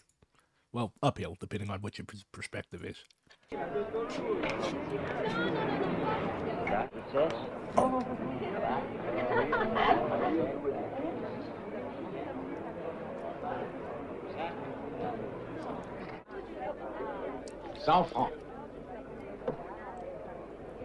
Tentez, mademoiselle. You are partial to African women. I am partial to Mexican cuisine and Mexican dudes. Symbiosis. Oui, monsieur. Dommage. Hasta mañana, Rebeca, no te tardes, mi vida. Hasta mañana, Rebeca, espero que tú no vas a olvidar. Hasta mañana, Rebeca, te quiero tanto, mi vida. Hasta mañana, Rebeca, toda la noche yo voy a cantar.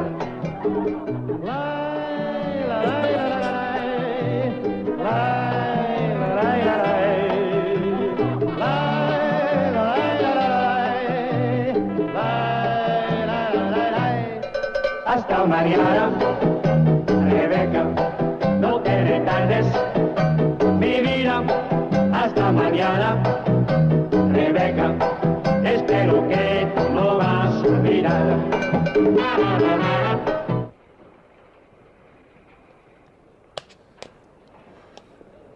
Attention, attention. Le vol 432 en direction de Paris décollera avec un retard de 20 minutes. Attention, attention. Le vol 432 en direction de Paris décollera avec un retard de 20 minutes.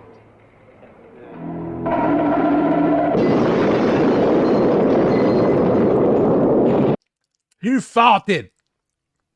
Somebody farted and did not say excusez-moi.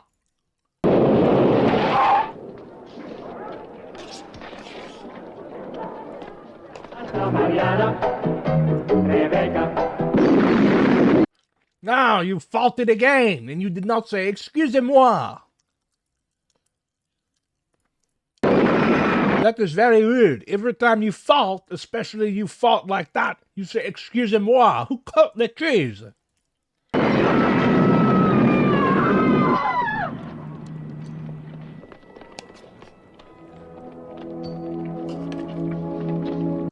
Blow for blow, eye for eye, tooth for tooth, cheese for cheese. You fought in my neighborhood, I fought in your neighborhood.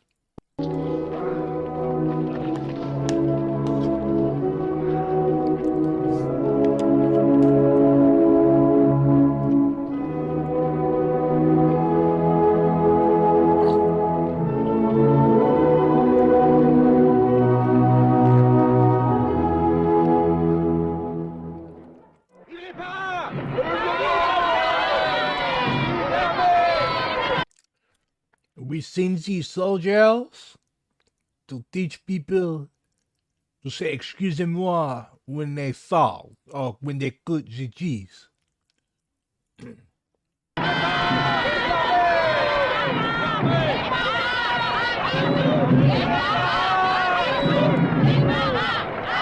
Monsieur Jean Sarrault, inspecteur général en mission extraordinaire, a présidé une réunion qui avait pour objet l'organisation à Alger de la lutte contre l'activité rebelle. Il a été décidé que le général Cavel, commandant la 10e division parachutiste, assumera à Alger la responsabilité de l'ordre. Il disposera à cet effet des moyens civils et militaires et des pouvoirs spéciaux énumérés par le décret publié au journal officiel. En définitive, nous sommes arrivés à la moyenne de 4,2 attentats par jour. Il y a près de 400 000 Arabes à Alger. Sont-ils tous nos ennemis? Nous savons bien que non. Nous disons qu'il y a une minorité qui s'impose par la terreur et la violence. Nous devons agir. A fucking paratrooper talking about terror and violence. Cette minorité dans le but de l'isoler et de la détruire. L'ennemi est rusé et dangereux. This is the same thing that Netanyahu is saying about the about fucking Hamas. We're gonna blow your neighborhood up because there's Hamas militants here. Like exact same tactics with modern modifications, of course. C'est un adversaire qui se déplace en surface et en profondeur. Avec fins. What was the ad for? Des méthodes révolutionnaires bien éprouvées et une tactique originale. Allez-y, Martin. Ça, ce sont des prises de vue effectuées par la police. Les caméras étaient dissimulées aux issues de la Casbah.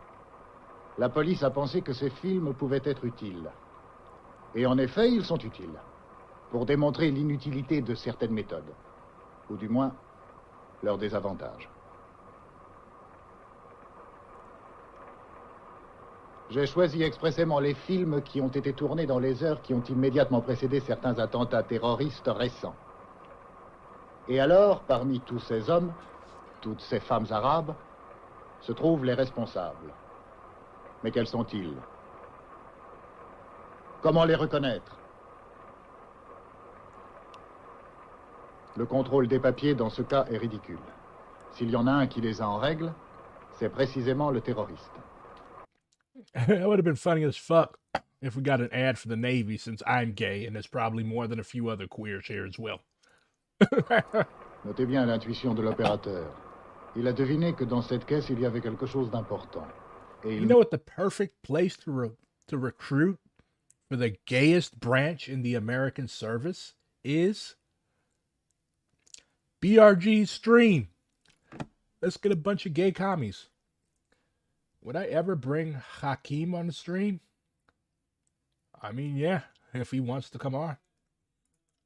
nous en montre. He has a far bigger account than I do. But yeah, I think he follows me on Twitter. If he wants to hang out with little old me, I will be honored. Tous les détails. Et dire que dans le double fond, il y avait peut-être la bombe cachée. Mais Fun fact: a lot of those petty French soldiers went to go fight as mercenaries after they lost in Rhodesia, Katanga, Angola, etc. Here's the thing: if you're a mercenary, aren't you supposed to be a good soldier? Like, aren't they supposed, like, they're paying you? So if you got your ass beat in every war you fought in, why the fuck would somebody hire you as a mercenary? The Americans, the dudes that lost in Vietnam, they formed this group called the Crippled Eagles. The Crippled Eagles. And a bunch of them ended up in Rhodesia. Like, why the fuck would you hire people that got kicked, like, got their asses kicked in similar conditions to what you're fighting in? A lot of them also ended up in Central America, where they committed many war crimes and undoubtedly murdered many poor nuns. Merthyr music is a stock mixed breed American honkoid. nous ne le saurons jamais. Ça va comme ça, Martin. Nous devons recommencer à zéro. Les seuls renseignements que nous ayons concernent la structure de l'organisation. Commençons donc par celle-ci. C'est une organisation à pyramide composée d'une série de sections. Les sections, à leur tour, sont formées d'une série de triangles. Au sommet de la pyramide est l'état-major. What does this mean? Are you all insulting me in a different language that you know that I can't speak? Le responsable militaire de l'état-major trouve l'homme qu'il juge apte et le nomme chef d'une section, numéro 1. Le numéro 1, à son tour, en trouve deux autres, numéro 2 et numéro 3. Ainsi se forme le premier triangle. À présent, le numéro 2 et le numéro 3 trouvent deux hommes chacun. Numéro 4, 5, 6 et 7. La raison de toute cette géométrie est que chaque militant ne connaît de l'organisation entière que 3 membres maximum. Son responsable qui le choisit et ses 2 subordonnés qu'il a lui-même choisis. Les contacts se font uniquement par écrit. Voilà pourquoi nous ne connaissons pas nos adversaires. Parce qu'en réalité, ils ne se connaissent pas entre eux. Les connaître signifie les éliminer. Il en résulte que l'aspect purement militaire du problème n'est que secondaire. Celui qui est mis en évidence, c'est l'aspect policier. Je sais bien que ce mot ne vous plaît pas. Mais c'est le seul qui indique exactement quel type de travail nous devons entreprendre. Nous devons procéder aux recherches nécessaires afin de reconstituer toute la pyramide pour arriver à l'état-major. La base de ce travail est le renseignement. La méthode est l'interrogatoire. Et l'interrogatoire devient une méthode lorsqu'il est conduit de façon à toujours obtenir une réponse. Dans la situation actuelle, faire preuve d'une fausse humanité ne conduit qu'au désespoir et à l'incohérence. Je suis certain que toutes nos unités comprendront. Funny story. At my job, there's this dude from Colombia, and like we speak Spanish with each other. But first of all, like he's always making fun of my American accent. Like, hablo español como Yankee. And then like I've always like even back going all the way back to Spanish class, I've always been shit with my conjugation. And he roasts me for it. But like practice makes perfect. There's also a dude from Puerto Rico. So we have like a little Spanish speaking club going. But it's funny. Like it's just like imposter syndrome. Like if you learn a language as a second language, especially in an academic setting, like you're always going to have imposter syndrome around native speakers. That's just how it is. But my Spanish is apparently like really good for an American. Et réagiront en conséquence.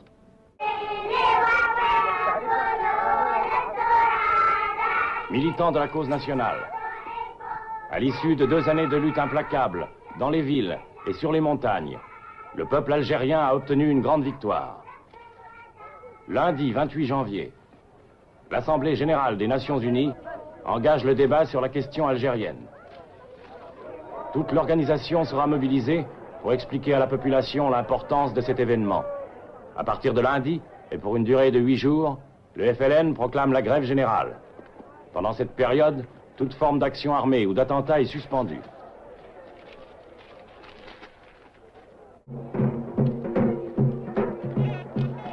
Peuple algérien.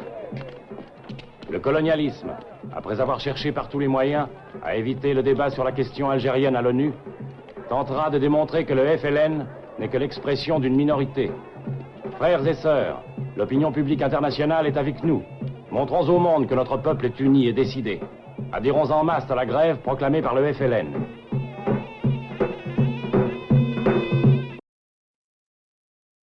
Yeah, that's what happens when you have when you have constant exposure. Durant les 8 jours de grève, ne circulez pas dans les villes européennes. Ne During your entire lifetime, stay away from the European quarters, unless you're seething them. sortez pas de la Casbah. Évitez les rassemblements en des lieux clos. Ils pourraient faciliter les rafles éventuelles. Hébergez dans vos propres maisons les pauvres, les mendiants, les sans-logis. Faites des provisions de vivres et d'eau pour 8 jours. Ils ont l'air très calmes. Oui, mais on sent qu'il y a quelque chose d'insolite. Comme des lapins en cage. C'est ce que j'espérais. That's how Israel wants Gaza, like rabbits in a cage that can be shot at will. Croyez-vous que le mot d'ordre de grève sera suivi? Oui, je crois. Alors, Mathieu, ça se passe comme vous voulez? Je l'espère. Comment avez-vous baptisé l'opération? Operation Titi Croissant. You're going to pay.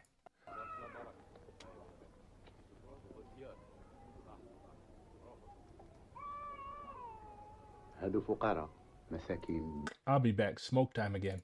غالي الناس. If you do not currently have a smoking habit, do not develop one. You will regret it, and I will be very upset with you. بلا خدمة. النظام قرر باش نستكلفوا بهم ونضيفوهم في التنمية نتاع الإضراب عن شي عائلات وباش ما يقعدوش مرميين في الزنق والاستعمار يهلك. ولكن ما عرفش اللي يجيبوهم حتى لهنا.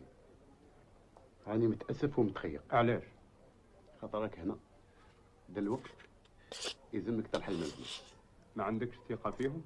عندي لكن شكون يعرف؟ واش ظهر لك في هذا That was me coughing. أنا نظن ينجح. نعم، حتى أنا كذلك. الإضراب راه منظم مليح. ولكن فرنسا اش تعمل؟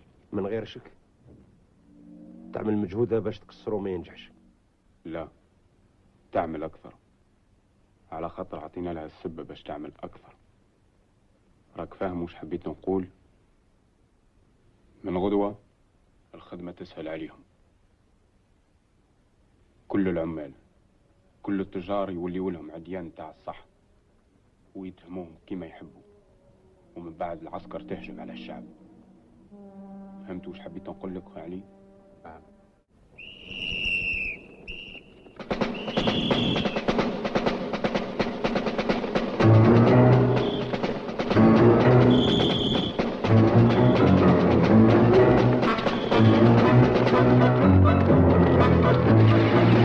Allez, debout là-dedans! Tout le monde dort! Bande de salauds! Ça posera faire la grève!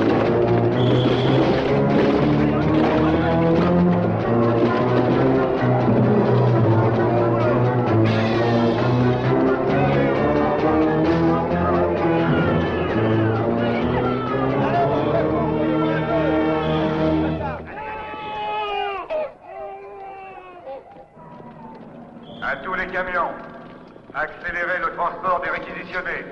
Premier camion, centre Elviard. Deuxième camion, l'usine à gaz. Troisième camion, le port. Attention, attention. Prévoir dès maintenant l'affluence des suspects au quartier général. Allez, house! House! Tout le monde au boulot! Rouille-toi! Avance! On est donc arrivé au 4e jour, c'est la grève générale continue. Toutes les activités sont paralysées, on ne signale aucun incident sérieux. Il y a calme absolu dans les quartiers musulmans. Je te rappelle tout à l'heure. Mathieu vient de passer.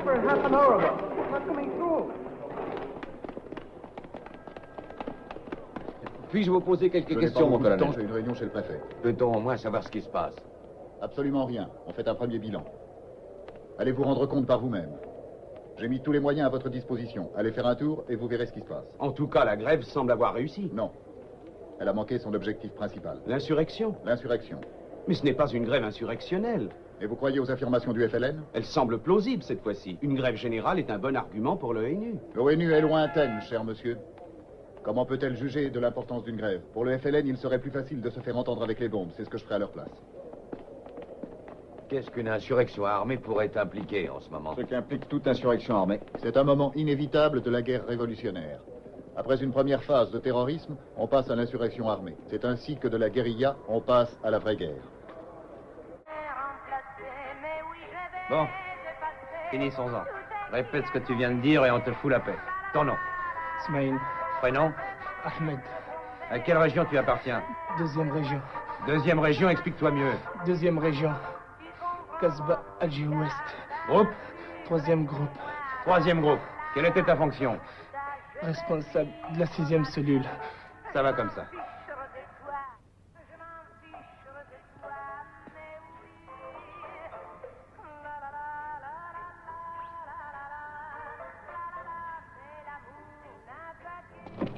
Habitants de la Casbah, écoutez.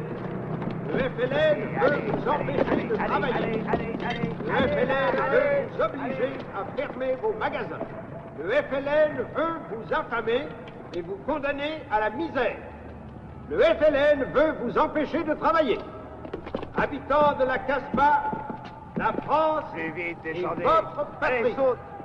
Montrez que vous avez confiance en la France et en son armée. Le FLN veut vous affamer et vous condamner à la misère. Habitants de la Casbah, révoltez-vous contre les mots d'ordre du FLN. La France est votre patrie. Ayez confiance en la France et en son armée. Algériens, retournez à votre travail.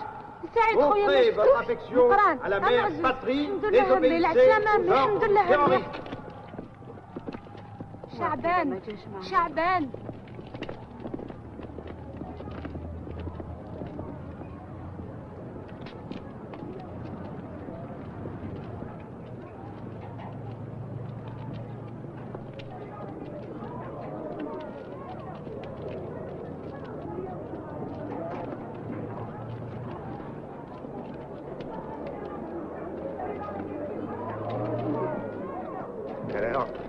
C'est bien avisé. يا الخوة اسمع مليح جبهة التحرير ادخلكم ما تخافوش ما تخافوش يا الخوة لا قريتين يجحد النظام معكم يا الخوة تحيا الجزائر يا الجزائر هادو خوفنا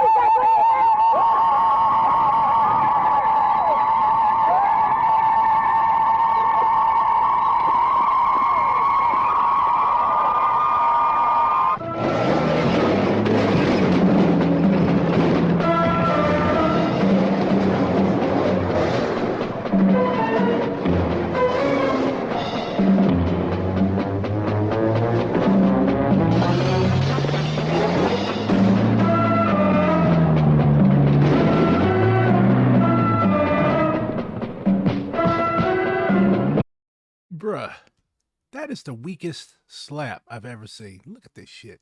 Punk ass.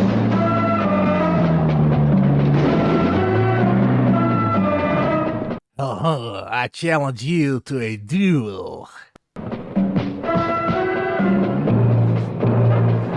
Also, the slap sounds were out of sync. You could tell, bruh.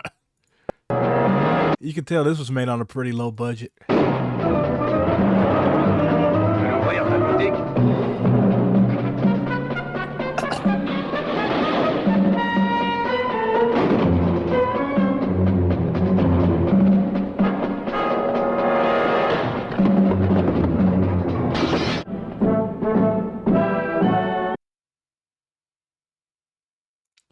Wait, are people actually learning English from me?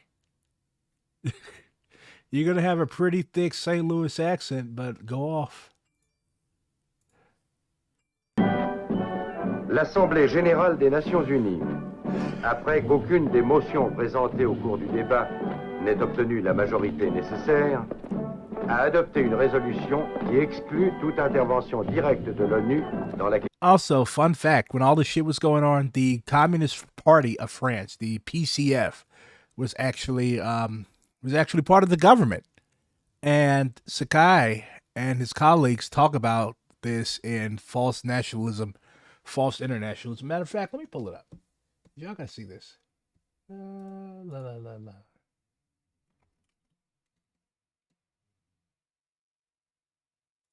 Let's see. Read Marx every day.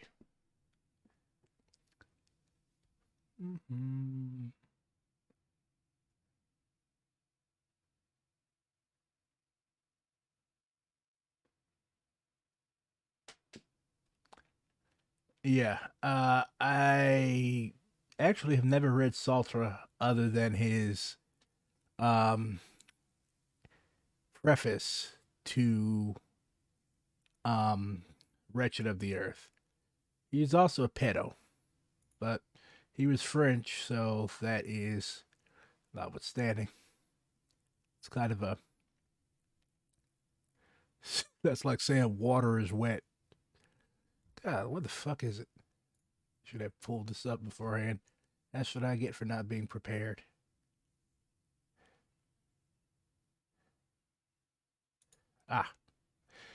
Algeria is the clearest example of this phenomenon, where a false communist party forced through a historic split between nationalist rebellion and communism. Both this fake Algerian party and its oppressor nation brother party in France proved where their loyalties were during the Great Sétif Uprising of 1945. On May 8th, the Algerians marched down the main street carrying pro-independence posters and green and white Algerian flags. When the French police started shooting at the peaceful march, an uprising broke out and quickly spread across the countryside. This was right after World War II.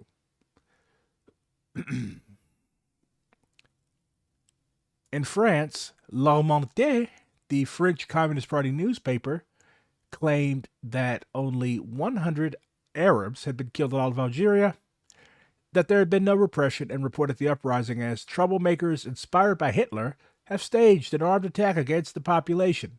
We must remember that the French Communist Party was then still part of the French coalition government. The air ministry that carried out terror bombings of Arab villages was headed by a French Communist Party leader. So this was the Stalin-backed official Communist Party of France. Ooh la la. Sugeblat. Back to the movie. Question algérienne. Elle se limite à exprimer l'espoir que dans un esprit de coopération soit trouvée une solution pacifique, démocratique et juste, conformément aux principes de la Charte des Nations Unies. Bien. C'est du bon travail.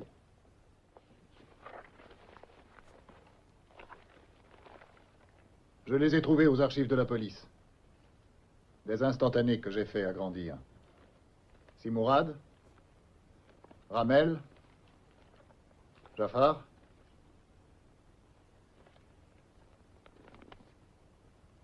Ali Lapointe. Il faut en faire tirer 1 millier de copies et les distribuer à nos gars.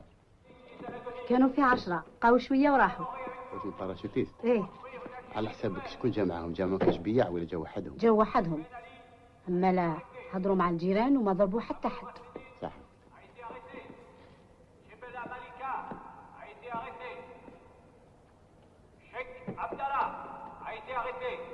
Here we go, psychological warfare.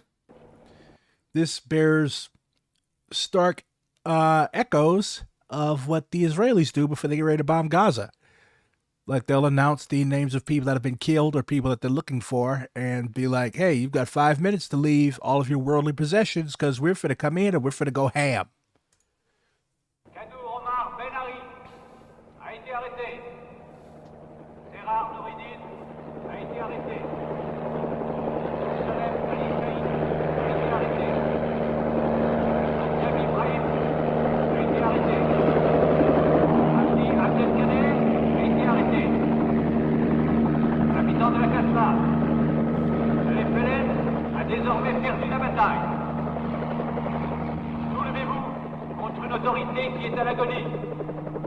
That's fucking rich. A dying authority calling somebody else a dying authority. Work with us to build a new Algeria in which we are still on top. I mean, messing with the enemy's head is kind of something that's been around since wars have been fought. Une Algérie nouvelle. Bougil Ben Ali a été arrêté. Abou Rassedine a été arrêté.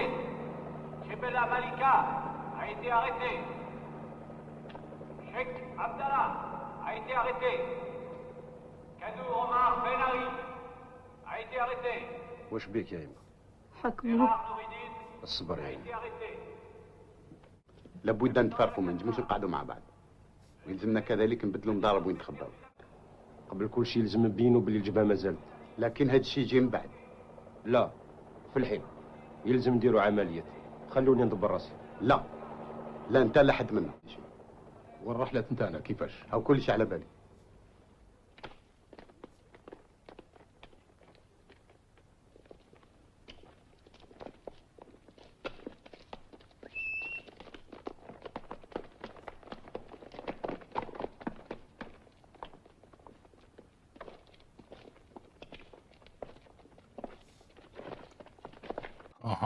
Where are you going? Moi, dans 3 mois, je me tire. Hé là, regarde.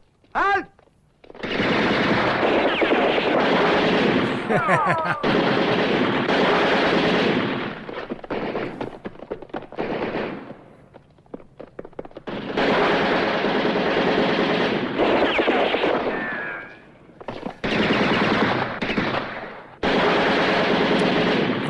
Oh, you trick us. You dress up as women and you shoot at us, you bastard. Oh yeah, colonizers love dogs. They love dogs more than people. They especially love the dogs that rip and rend and tear human flesh. Yeah, I would love to learn how to do that, but I'd probably break my ankles or at the very least roll my ankles.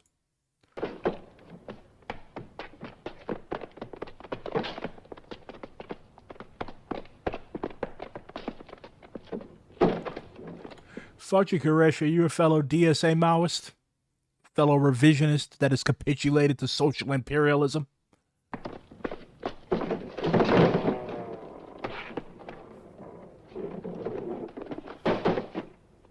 العسكر راهم يجروا ورانا يرحم والديك اختي الا كاش خزنا بالخف يرحم والديك. سنا نشوفوا نخبيوكم. تحبوا تخبوا في السطح. جوزوا ربي يستركم ان شاء الله. ربي يستركم. تخبوا في البير يا خالتي. ربي معاكم. صح.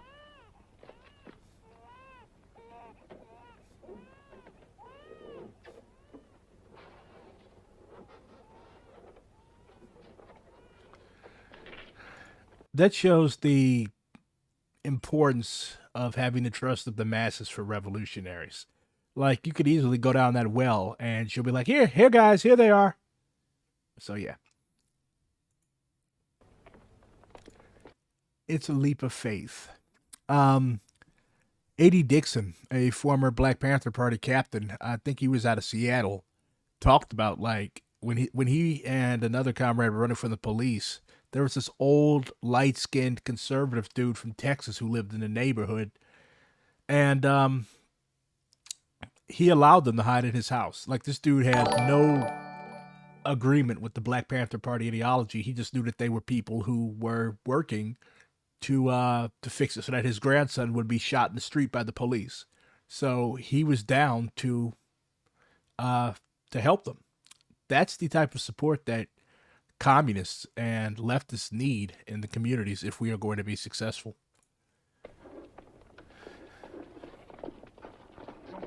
Non, la ruelle de gauche. Allons-y, par là-haut.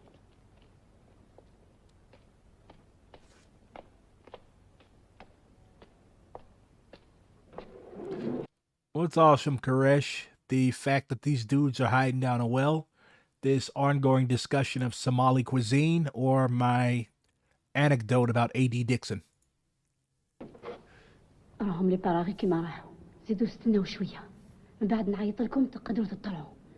يرحم والديك. الفوج الاولاني ما بقى حد منه، تهدم كله. الثاني وضرنا معاه اتصالات. الثالث راه يتنظم من جديد. عندنا الرابع. ننجموا نتكلوا عليه ان شاء الله. Yeah. I do have a very, very wholesome chat. See, I'm not a big enough streamer for y'all to have become toxic yet, but I think it's coming. I actually crossed over the 700 follower threshold last night with my stream on the Intifada. Well, the Al-Aqsa flood. Speaking of the Al-Aqsa flood, got a little bit of news for y'all. No, I'm not going to Palestine to take part. I would stand out like a sore thumb. Actually, there are black Palestinians, but I do not speak a word of Arabic. But Hezbollah has entered the chat. They announced the responsibility for directly targeting 3 Israeli occupation force sites. They say, in the name of Allah, the most gracious, the most merciful, permission to fight has been given to those who are being fought because they were wronged, and indeed, Allah is capable of granting them victory. On the path to liberate what remains occupied of our Lebanese land, and in solidarity with the victorious Palestinian resistance, the struggling and patient Palestinian people, the martyr commander Hajj Imad Mughniya groups in the Islamic resistance attacked on this Sunday morning, October 8th, 2023, 3 Zionist occupation sites in the occupied Sheba Farms region in Lebanon, namely the Radar site, Zabdin site, and Ruwesat al-Alam site, using a large number of artillery shells and guided missiles. Direct hits were confirmed on these sites, and victory is only from Allah, the Mighty, the Wise. Let's fucking go.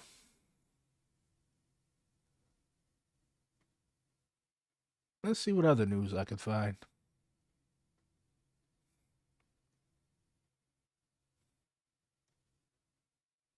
I'm still dying at Palestinians putting them for sale on Amazon.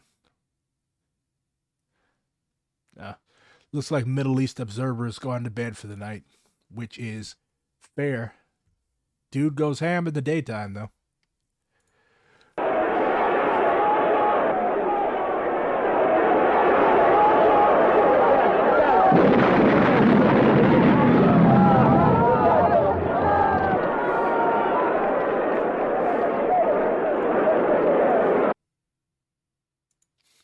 Soon I'll be arguing with chat like Hassan, lol. Eh. We'll see.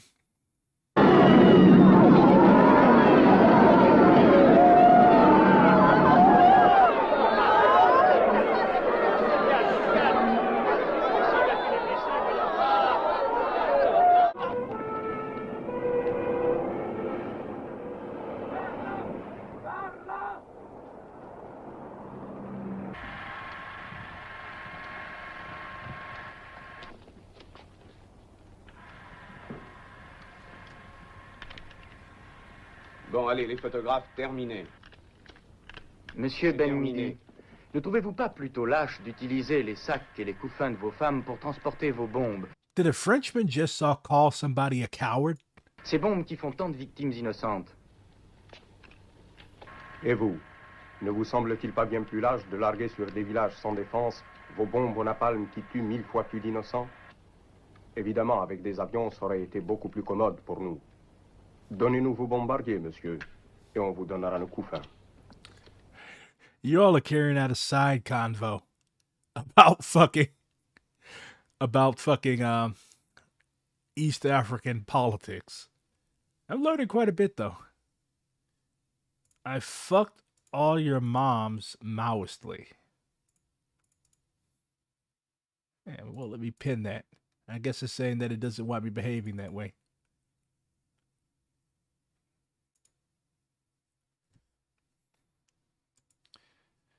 I fucked all your moms Maoistly. That's an impossibility. I'm literally like 100% gay. Like, if there's a gay spectrum, I'm all the way on the left, on the side of the homosexuals. I will not be copulating with anybody's mother. Even though I'm so sure your mother is a very nice person, and she did a good job in giving birth to you and raising you. Mr. Ben-Hidi, in your opinion, does the FLN still have some chance of defeating the French army? Yes, introduce me to your dad if he's a silver fox. Il demande, Monsieur Ben-Midi, selon vous, le FLN a-t-il encore quelque chance de battre l'armée française? Selon moi, le FLN a beaucoup plus de chances de battre l'armée française que celle-ci n'en a d'arrêter le cours de l'histoire. Y'all are trying to get me canceled. Well, what streamer isn't a streamer if he hasn't been canceled at least twice? La rébellion s'affaiblit de jour en jour. Ali Mohamed, commandant la 2e région du FLN, a été abattu ce matin même. Population d'Alger, dénoncez les agitateurs. Désolidarisez-vous de l'organisation rebelle. L'armée vous protège. Ayez confiance. This is ironic. This is ironic. The army is protecting you. Trust in it. Meantime, you've got almost the entire population of the fucking neighborhood lined up against the wall, spread their legs with their hands on the wall.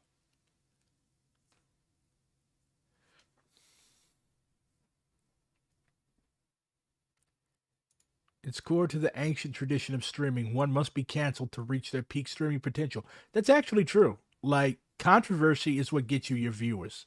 Like, I could sit here and read from the Black Jacobins and talk about some, like, heavy theory shit. But, like, news and drama, that's what gets people to watch you. And it sickens me immensely. But, like, yeah. That's what it is. I mean, people come on the internet for what purpose? They come on the internet to be entertained, right? Most of the time, like, you get off from work, like, why are y'all watching an asshole like me, huh? Because I guess I'm funny. Maybe some of you all think I'm hot. I don't fucking know. But like, people come to the internet, they go on Script, they go on Twitter, they go on Facebook to be entertained, to look at memes and stuff like that. So I guess my thing is like blending entertainment with like education.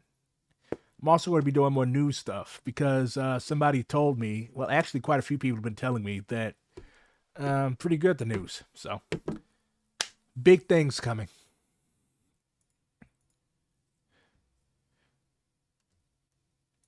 Has there been cases of IDG soldiers doing horrible things to Palestinian women? Undoubtedly. I have not searched for them because, like, that's morbid shit I don't even want to think about. But yeah, I imagine they have.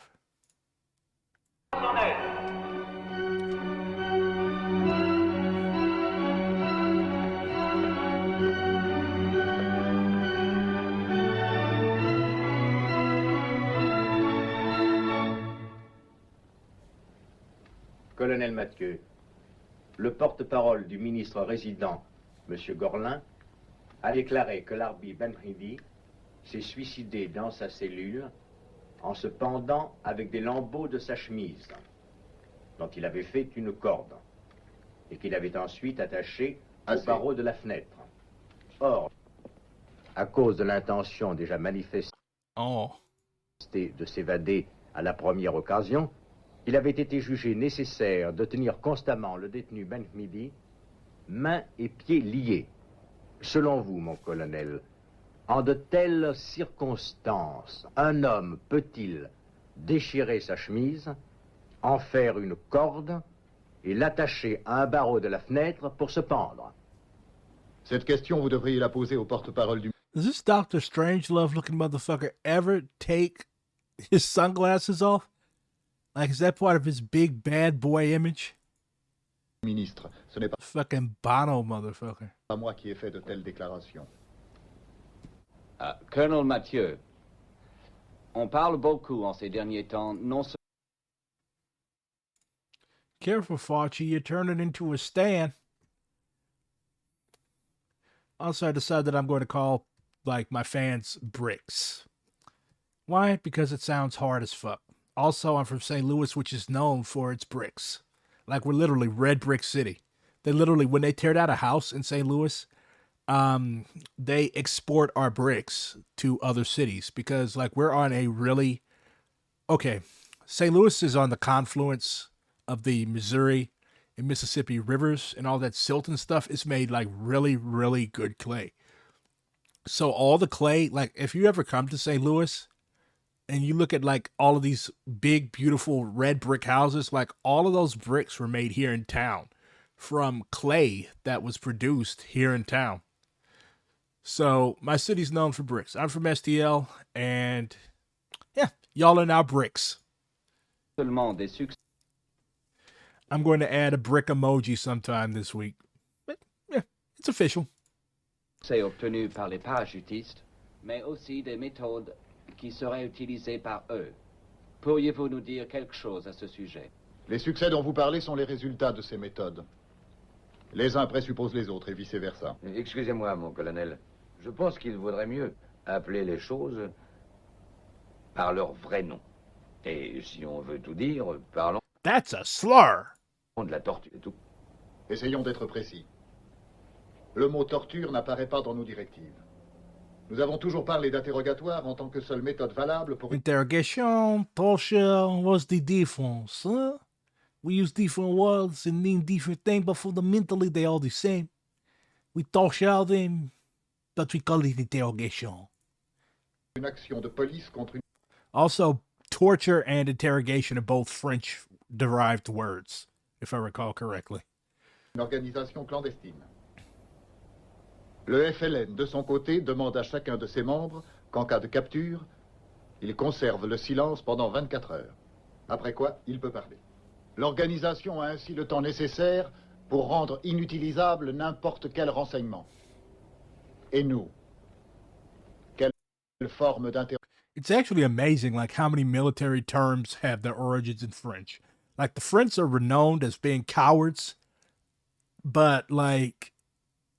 their country has basically been a battlefield for the past 2 millennia.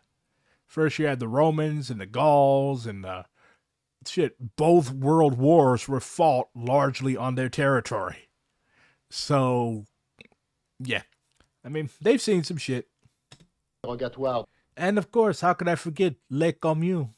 devrions-nous adopter? Celui en usage dans la procédure civile qui, pour le moindre délit, dure It's gonna be on YouTube, Frenzy. des mois? La légalité n'est pas toujours commode, mon colonel. Est-ce que celui qui fait exploser des bombes dans les lieux publics respecte la légalité? I don't know, you did it. Le problème est, le FLN veut nous chasser d'Algérie et nous voulons y... This sums it up. Like, they could stop the movie right here. The FLN wants to throw us out of Algeria, and we want to stay. That is the root contradiction between settlers and the people that they're colonizing. Mao actually said this about South Africa. He said that South Africa was going to be hard to liberate because there's 2 million white people there, and they want to stay. So when you're fighting a decolonial struggle, your mission is to make it unfeasible for the colonizers to stay. And that can only happen through violence, through incredible violence. Because, like, think about it. You got a farm. You just by virtue, okay, you were garbage. You were nothing in France or Britain or wherever you come from. You move here, you're somebody. You've got 4,000 acres of land. You've got a beautiful villa.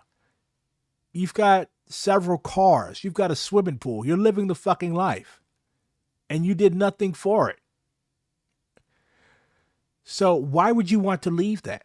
The only way to make them leave that is to be violent until they're like, you know what? Fuck this. Let's just quit while we're ahead. Like, have you all been watching the videos coming out of Palestine? On one side, you've got what's basically an open air concentration camp. On the other side, you've got leafy green suburbs in the desert. Like, do you have any idea how much resources, how much near slave Palestinian labor it takes to maintain a fucking suburb in the desert? Grass doesn't grow in the desert, yet the areas that the Palestinian resistance fighters, Allah be merciful to them, have conquered, they've got fucking grass on the ground. You're stealing Palestinian water. You just cut these people's water off and you're using it to water your fucking lawn in the middle of a desert. Rester. Nous avons même été envoyés ici pour cela. Et nous, messieurs, nous ne sommes ni fous, ni sadiques. Nous sommes des... Actually, you're both. Soldats.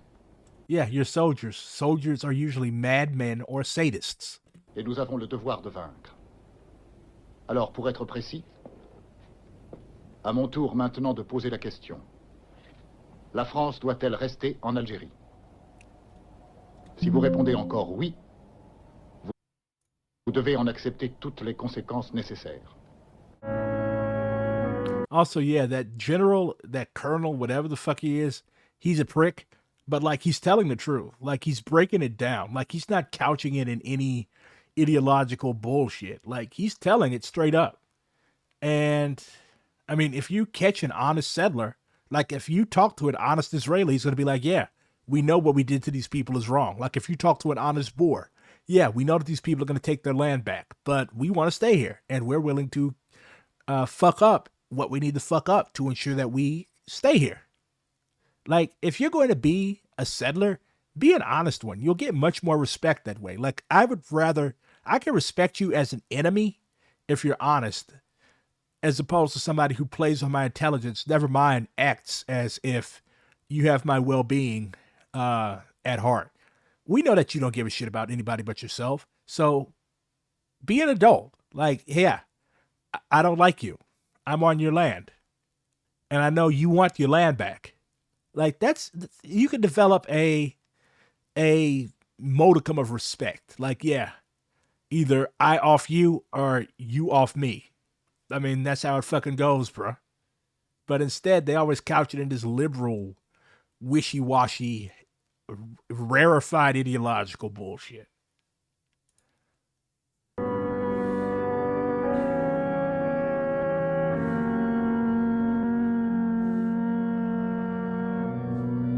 Like, that's the thing. Like, back in slavery, like, slave owners would actually have respect for enslaved Africans who fought back. And in many cases, they would leave them alone.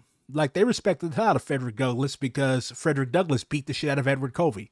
Like, yeah, you're my fucking slave, but I wouldn't fuck with you. Like, there can be a grudging respect between two people who recognize each other as warriors as opposed to a simpering fucking wimp.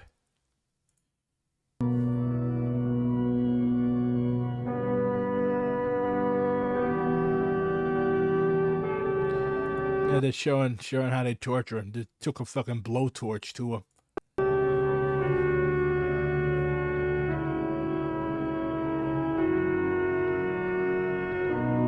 Hang upside down, get beaten.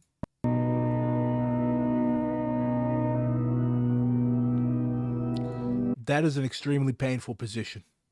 They basically take you, they put a stick they put a stick through your knees, then they fold you up like that, then they hang you upside down.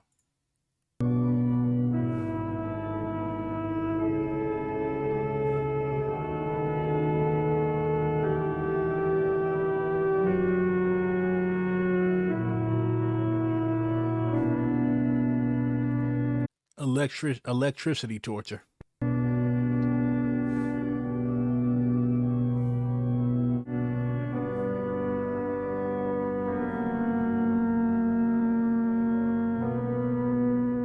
So, this is why torture doesn't work. First of all, you're driving people insane. An insane person will say anything. Make up stuff. Okay? Like, it generates unreliable information. Secondly, unless you wipe out whole families, which has been done in the past, unless you do that, these people have brothers, sisters, sons, daughters, moms, dads, aunts, uncles, an entire family. Now, you do that, you torture 50 people, okay? Say the average family has maybe 30, 40 people in it.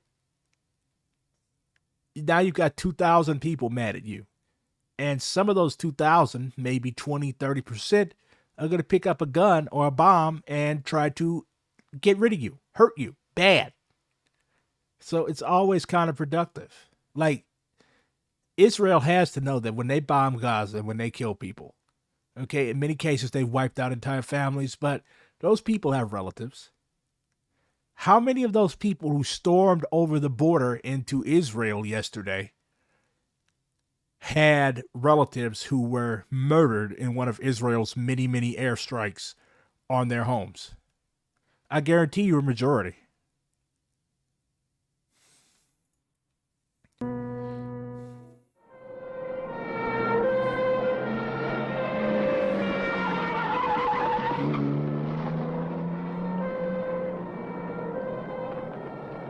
Médecin, poignardé. C'est horrible.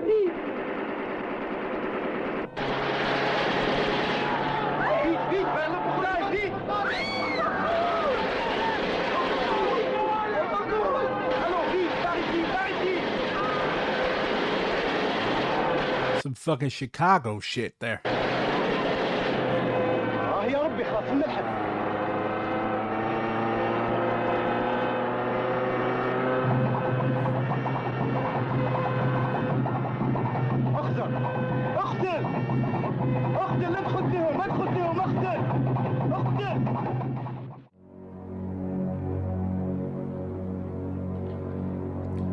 Dude is like, oh, well, fuck it. I ran out of bullets for my submachine gun. Guess it's time to fucking mow people down. Can't get you one way, we're gonna get you another.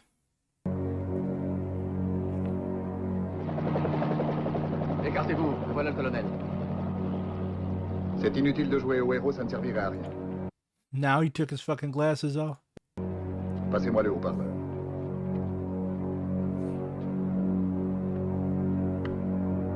Ramel, Simourin, écoutez. Si vous continuez comme ça, je ne voudrais pas me trouver à votre place quand vous serez pris.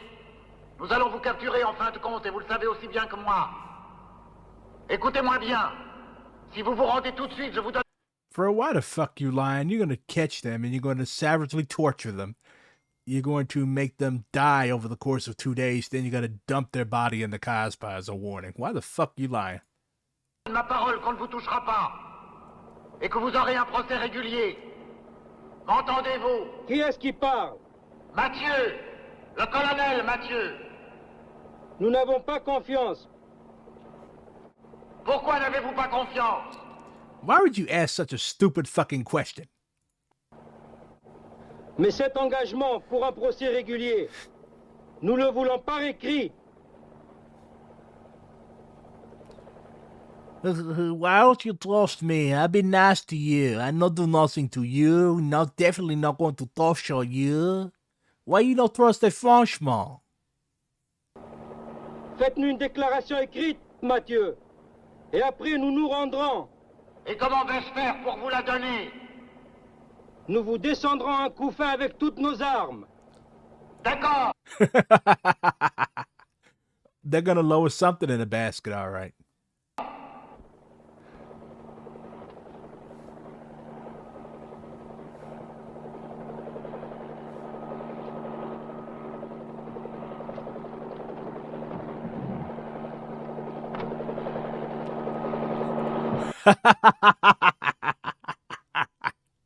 Like I said, they're gonna lower something in the fucking basket, all right, but it's not gonna be what you want. You've never seen it before, Fins? I need to do more movie nights then. Like, I've got a giant list of revolutionary movies that I would absolutely love to watch in company. Plus, like, this stream is actually growing. Like, I have 23 viewers. Like, if this was a month ago, I might have like 10. So, gonna take advantage of it. You're not going to trick us, are you? You're not going to drop the stinky cheese bomb, are you?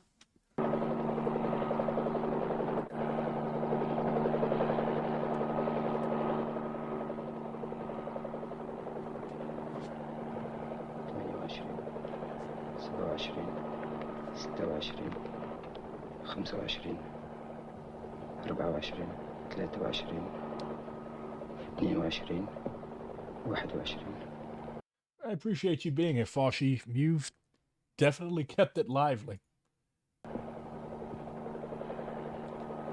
Nous les voyons, mon colonel, on peut y aller.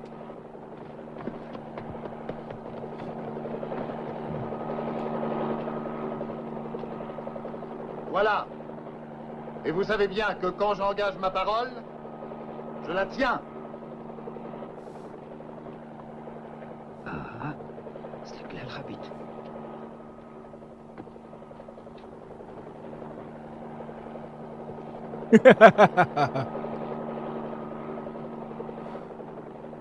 Allez, allez, plus vite, sale raton.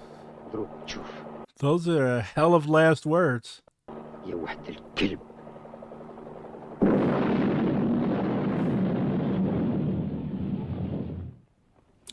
That was some fucking Wildy Coyote Looney Tunes shit. I'll be right back.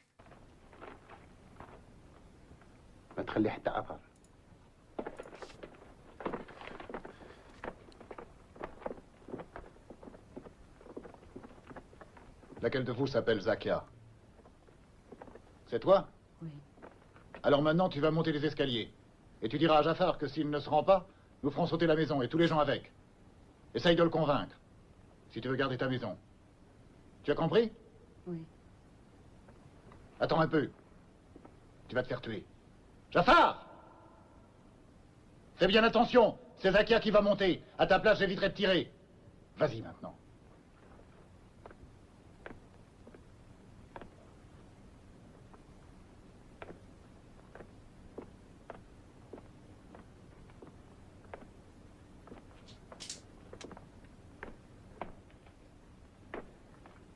جعفر خويا، جعفر اسمعني.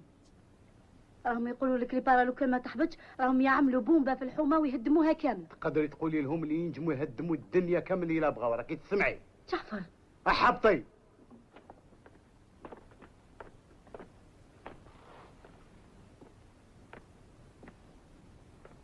Il a dit qu'ils ne se rendent pas. Vous pouvez faire tout sauter. C'est bon, va rejoindre les autres. Prépare le plastique.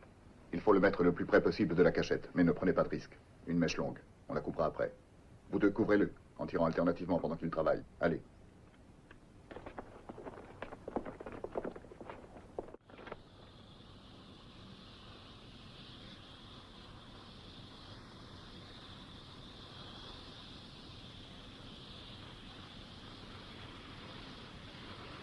تضحية كيما هذه ما تفيد حد. نخلو الاخرين يسلكوا. Mathieu, si vous me donnez votre parole d'honneur que vous ne toucherez à aucun des hommes ou des femmes de la maison, on descend.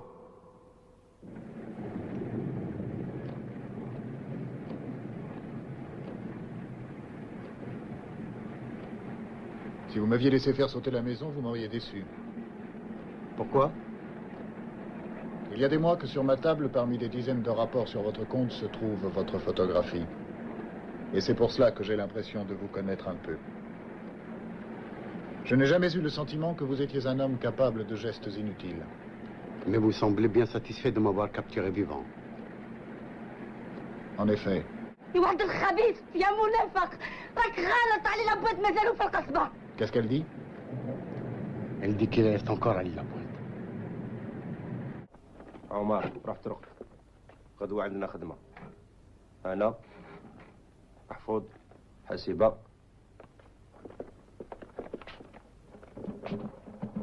وانت على خاطر ما نتكلوا غير على نفوسنا دوك يجي صادق يدينا بالكاميون تاع الزبل.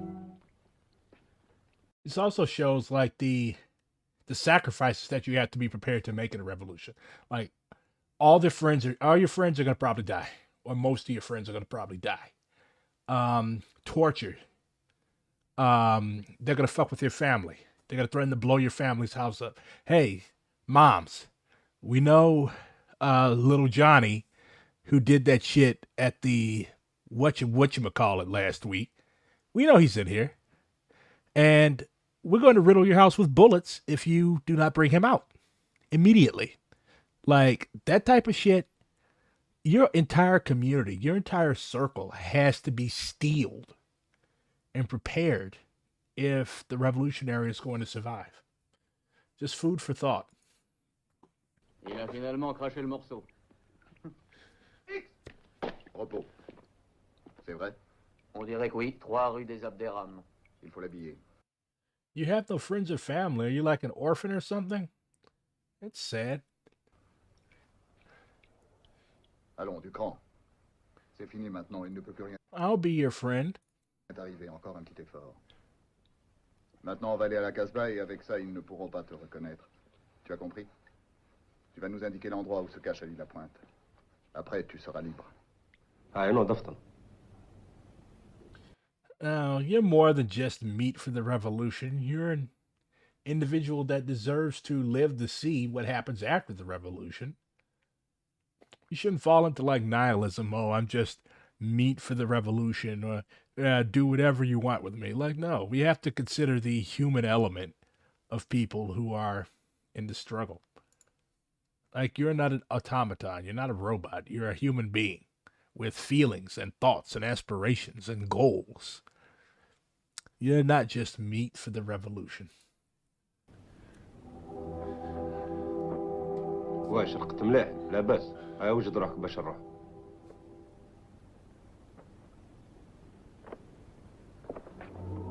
واش وصل الوقت؟ قريب حسيبة راني واجدة.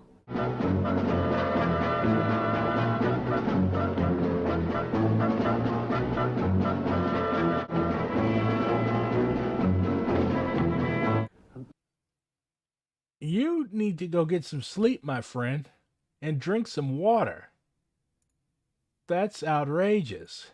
Aren't you you're the guy or individual? I need to stop assuming people's genders. Are you the individual that drove 900 miles? Go to sleep.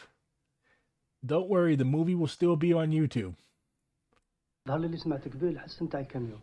أنا تاني وما أظنش اللي صادق لو كان هو يقرأ الحق.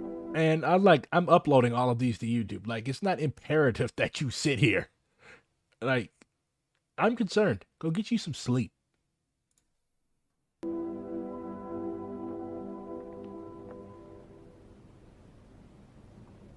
ومرتك راهي لاباس؟ لاباس.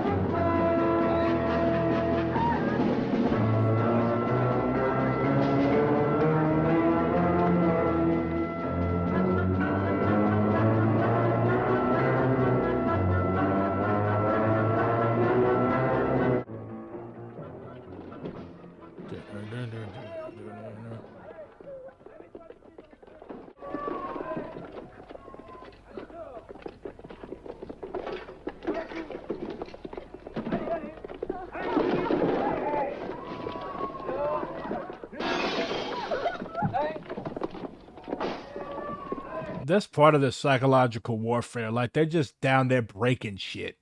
They make everybody get up out of the bed. This looks like to be early in the morning, so people are still in their night clothes, their pajamas. They just kick in the doors, make everybody get up out the bed, and they just kick in windows and go in people's apartments, houses, and smash their shit, smash their plates up, bust the windows out, just roll through the neighborhood destroying stuff. The pigs in the United States used to do this. Like, whenever somebody would kill a police officer and the pigs thought that it was the Black Panthers, they would literally just drive through the closest black neighborhood and just open fire. As a matter of fact, Fred Hampton got into the Weather Underground, if you're familiar with them, because they had a Days of Rage event in Chicago. Like, this was about a couple months before Fred was martyred by the Chicago Police Department. So Weather went through Gold Coast, if you're familiar with Chicago. High dollar apartment complexes, expensive stores, all that stuff. They just went through and they just trashed the place. What? For no fucking reason. Like, they had tried to have some type of justification for it, and their idea was that they would get thousands of white kids from around the country to come and participate in this, but there only ended up being like 900, which is still a substantial amount, but it wasn't anywhere near the like 10,000 or 20,000 that they predicted. I mean, with those numbers, they would have been able to easily take over Chicago. But they only had like 900 people, and it was basically like just going around smashing windows and shit like that. Like, just an orgy of anarchistic, unproductive violence. So Fred Hampton tried to explain to these knuckleheads that if you do this, y'all are rich white kids. Y'all are going to be able to go home when y'all are through, or mommy and daddy is going to come bail you out. Us, we're stuck here. So after y'all finish trashing my city, we're going to be stuck here, and we're going to take the brunt of your shenanigans. And that's exactly what happened. After Weather went underground after that, because they brought so much legal repression down on themselves, they had to go underground. After they went underground, the police just rode through the black neighborhoods, just beating the fuck out of kids, doing all sorts of shit like that. And it might have even been a major catalyst in getting Fred Hampton killed. So, yeah. Don't do things like that unless you are prepared for the retaliation in your community. Don't ever go to somebody else's city or somebody else's neighborhood and do stupid shit like that and then disappear, because you've brought repression on them now, and they may not be prepared to face it.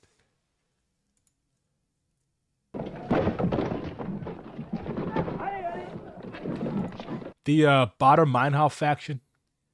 You mean the Red Army faction? I don't know. I've read quite a bit on them, and burning down a shopping mall with everybody inside does not sound like something they would do. As a matter of fact, there was a poll, and they operated in West Germany, obviously, because the Osties wouldn't have tolerated that shit. I think like 1 in 6 or 1 in 8 West German civilians were actually prepared to harbor a member of the Red Army fraction.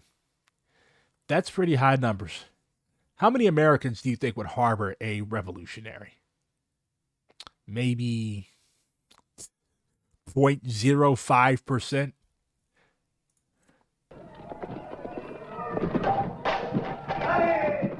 Allez, dehors. Allez, debout. Debout.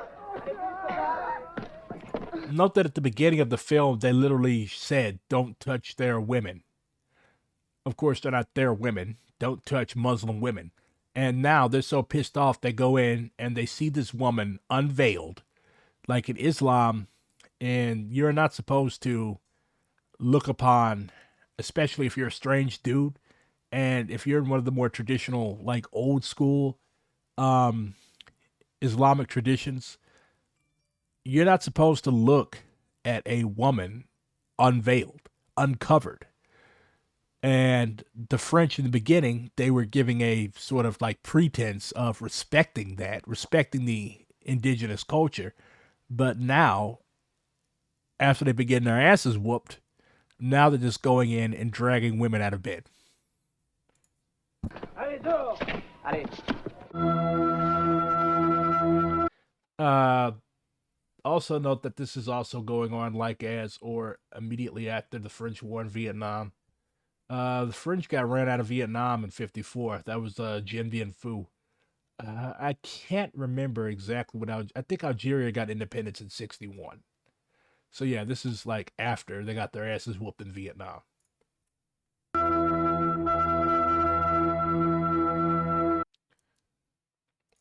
French paratroopers were the ones who willingly died at Dien Bien Phu for French imperialism. Yeah. You also had colonial troops from Africa. And there are also foreign legionnaires.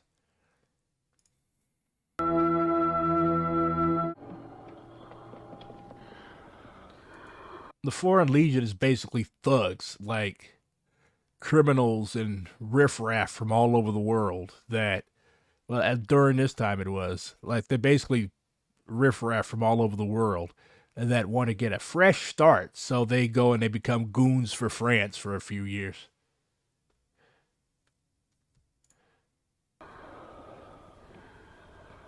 Oh yeah, there's also Freikorps and Nazis.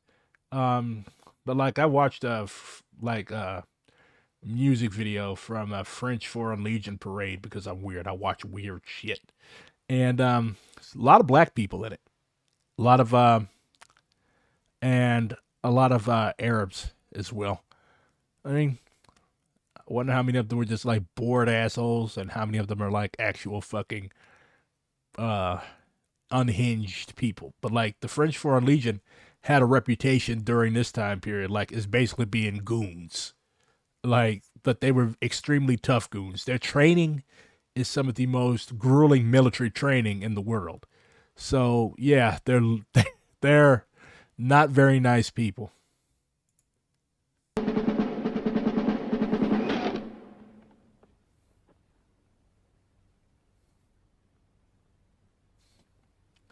Where you hide the baguette?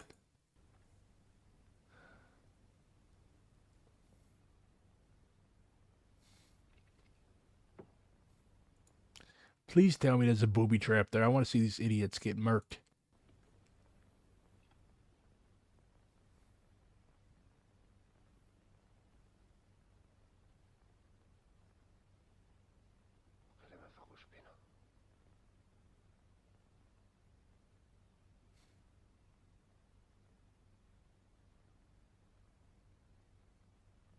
Ali Lapointe, la maison est cernée.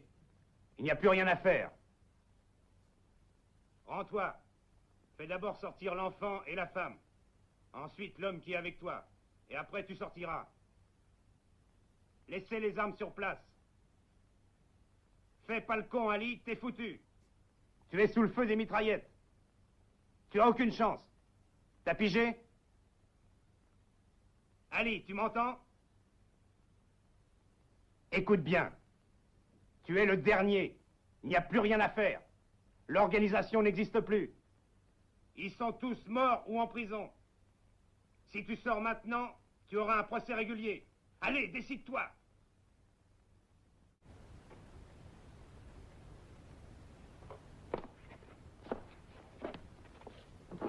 They don't give a fuck. Like, they're getting ready to blow the house up and with them in it. This is settler colonialism in its rawest form.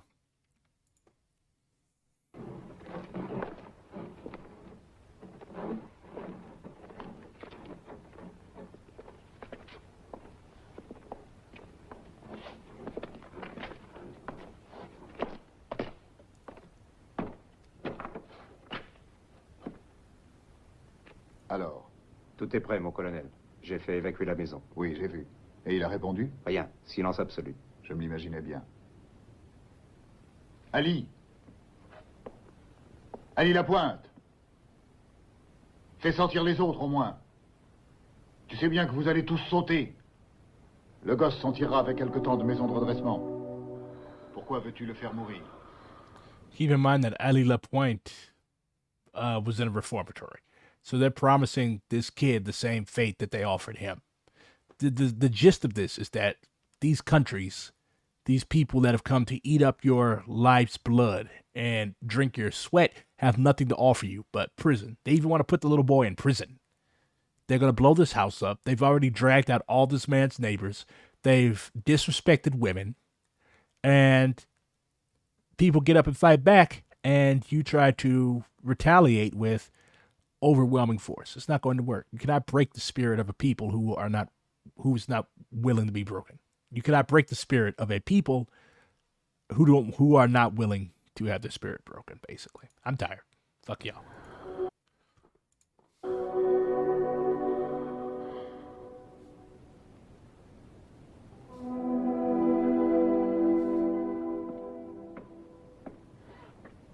Il est toujours là, celui-là? Allez, emmenez-le.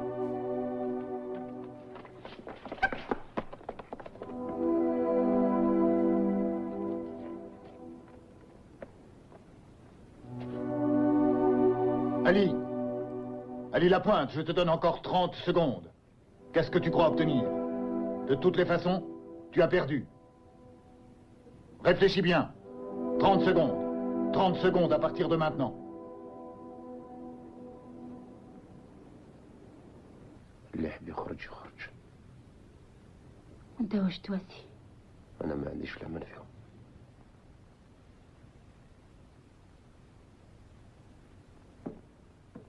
Vous quatre, vous restez là. Et vous descendez au signal. Compris?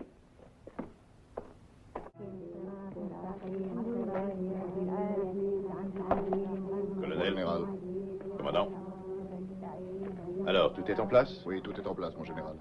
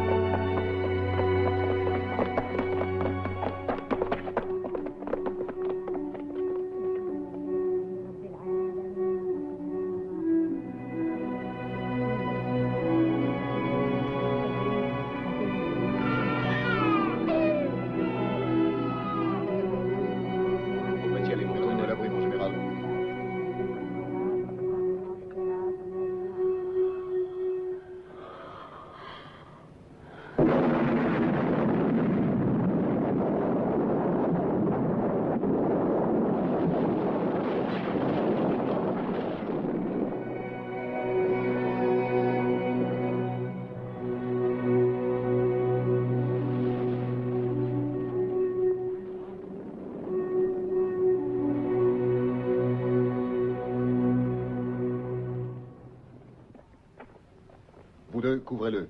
Et faites attention, on ne sait jamais.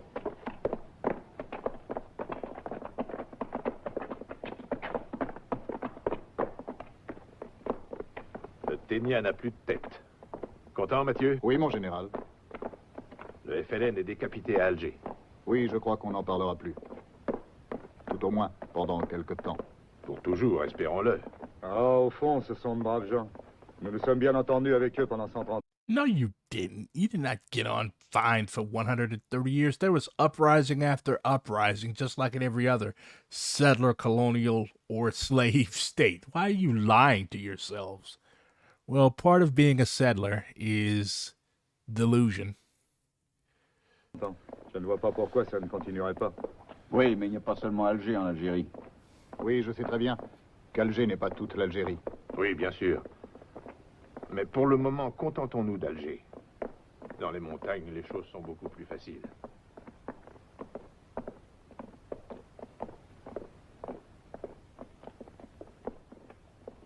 Mon général. Au revoir, Mathieu. Comme convenu, rendez-vous cet après-midi au quartier général. Entendu, mon général. Au revoir, colonel. En général. En général.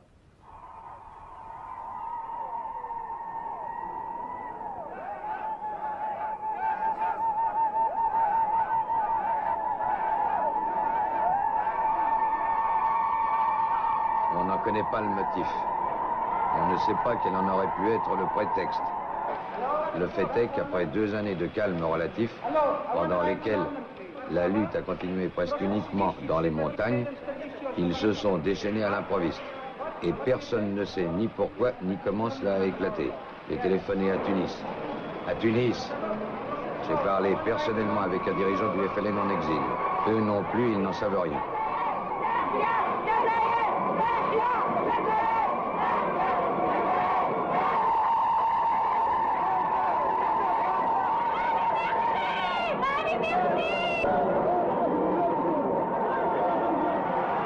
Ce matin, pour la première fois, sont apparus leurs drapeaux, vert et blanc avec le croissant et l'étoile.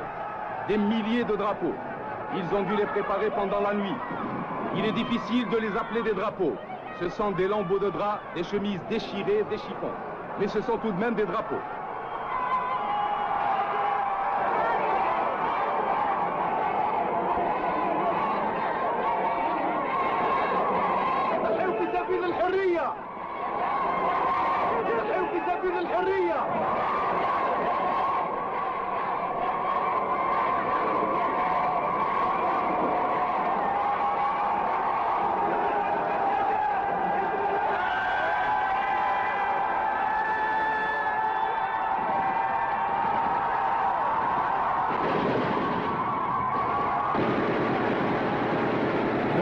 That's a stupid thing to do.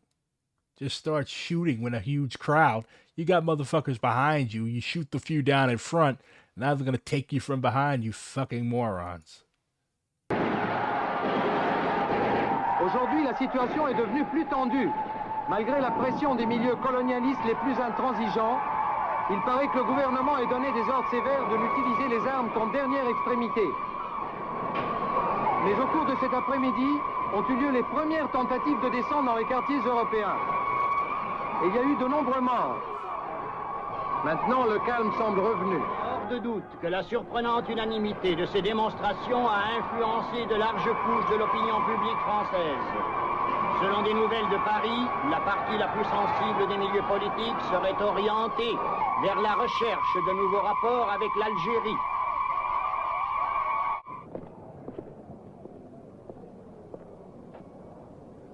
Écoutez-moi. Retournez chez vous. Qu'est-ce que vous voulez?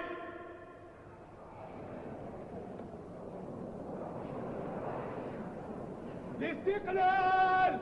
روحوا بلادنا! الاستقلال! الاستقلال! الحق حريتنا! هدوا خالد لنا هدوا!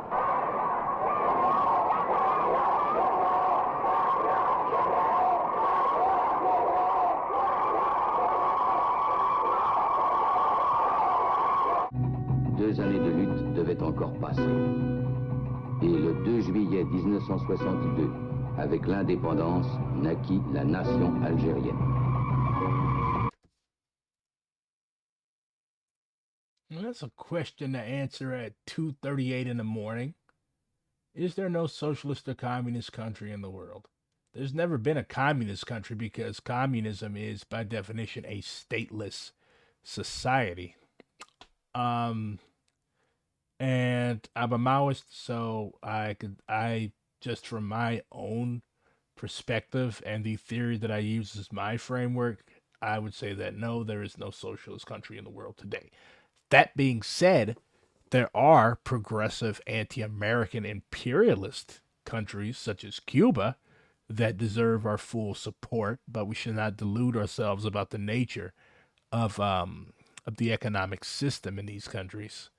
And we should certainly also oppose a growing Cold War with China, but that doesn't necessarily mean that China is a socialist country. So you can do two things at once, or as Fred Hampton would say, you can walk and chew guns. Chew gum. Chew guns. You can walk and chew gum at the same time, basically. So, of course, that's what I'm here for. If I didn't want to answer questions, I would just sat and watch the movie by myself, but that's no fun. I like company.